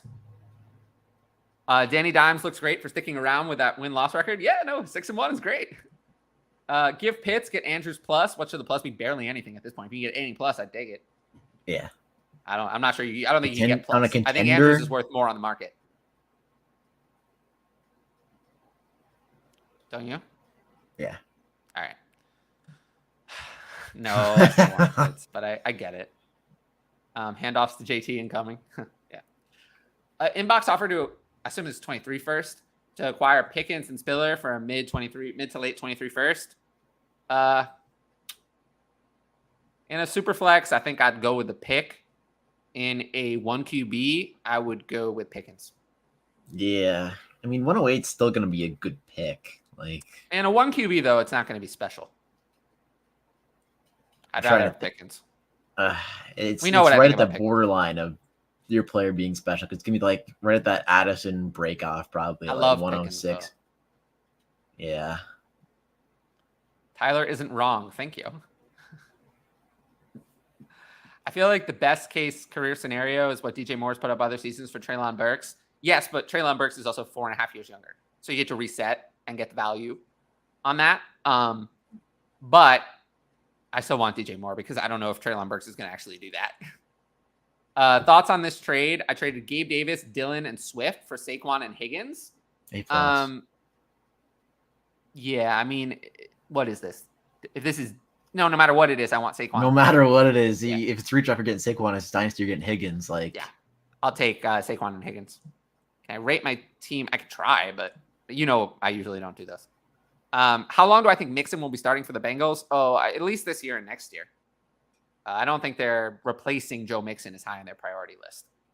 So I think you're safe with Mixon as a starter for 2022 and 2023. Yeah, they need a lot on that team otherwise, and they won't be. I would say count Mixon for this year and next, but no more. They have a lot of problems that team still does. Even though Joe Burrow's been playing out of his mind, that offensive line's still a problem. The defense, Jesse Bates might not get paid. I don't think they have the resources to allocate on another running back. And they still owe him $5.5 million next year if they were going to cut him. So I don't think it's a priority to cut him. Nah. PPR, 2 flex. This is his team. It looks pretty good, but it's hard to know. Solid though. Mm-hmm. Is a mid-late 23 second good enough return for Juju? Mid-late second I feel like is not enough. I feel like I'd rather have Juju. Juju's not that old. 25. I try to get an early second. I feel okay. Yeah, so would I. I feel like a mid to late second is not. All right, let's talk about these two players. I assume really from a redraft perspective. Jeff Wilson not playable anymore? Absolutely not. Yeah, this was the only week. And now with McCaffrey, will be the dominant starter. Jeff Wilson will be in the late 30s to 40 around running back. That's not a playable player.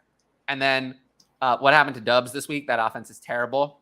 Romeo Dubs lost a lot of dynasty value. He's not it. They need real receivers on that team. Romeo Dubs, Alan Lazard, and Christian Watson are all kind of valued similarly to me in Dynasty. Alan Lazard is the best player right now. Christian Watson has the most potential, but Romeo Doubs is young and has shown more than Watson. But I do think I'm valuing all of them as if none of them become the wide receiver 1 on this team long term. I think the wide receiver 1 is someone else. And it's just a question of who can become the 2 and 3. Not Will Fuller. I have Andrews. Okay, we talked about that. All right. 12-team PPR Superflex, rebuilding, retooling. Give CMC and Lockett to get Carr, Sutton, and Kyron Williams. He's answering his own question at the end there. Feel like I could get better quality for CMC. I agree that you can get better quality, but this deal is not bad. Carr is worth less than CMC, but Carr and Sutton is an appealing package for CMC. That's not You're bad, rebuilding. These are not the players I would target, though. Your Carr is an older quarterback, not old, but he's 31. Sutton is 27, not a young receiver. It's okay. It's just okay. I feel like you can do better than this. Thanks. You're welcome. I don't know what you're thanking me for, but I think it was the answering the top 8 question. Oh yeah. Alberto looked good in being inactive. I feel like he went with the one part sarcasm like he did last week, and the second part he actually meant because Dortch did. Alberto was inactive. What do you think of Colts player value now that Sam Ehlinger is quarterback? We talked about this a lot at the opening of the show, so if you want to see that, scroll back to that. But I haven't really downgraded them. It's tough. Matt Ryan wasn't good anyway. I know, but the attempts.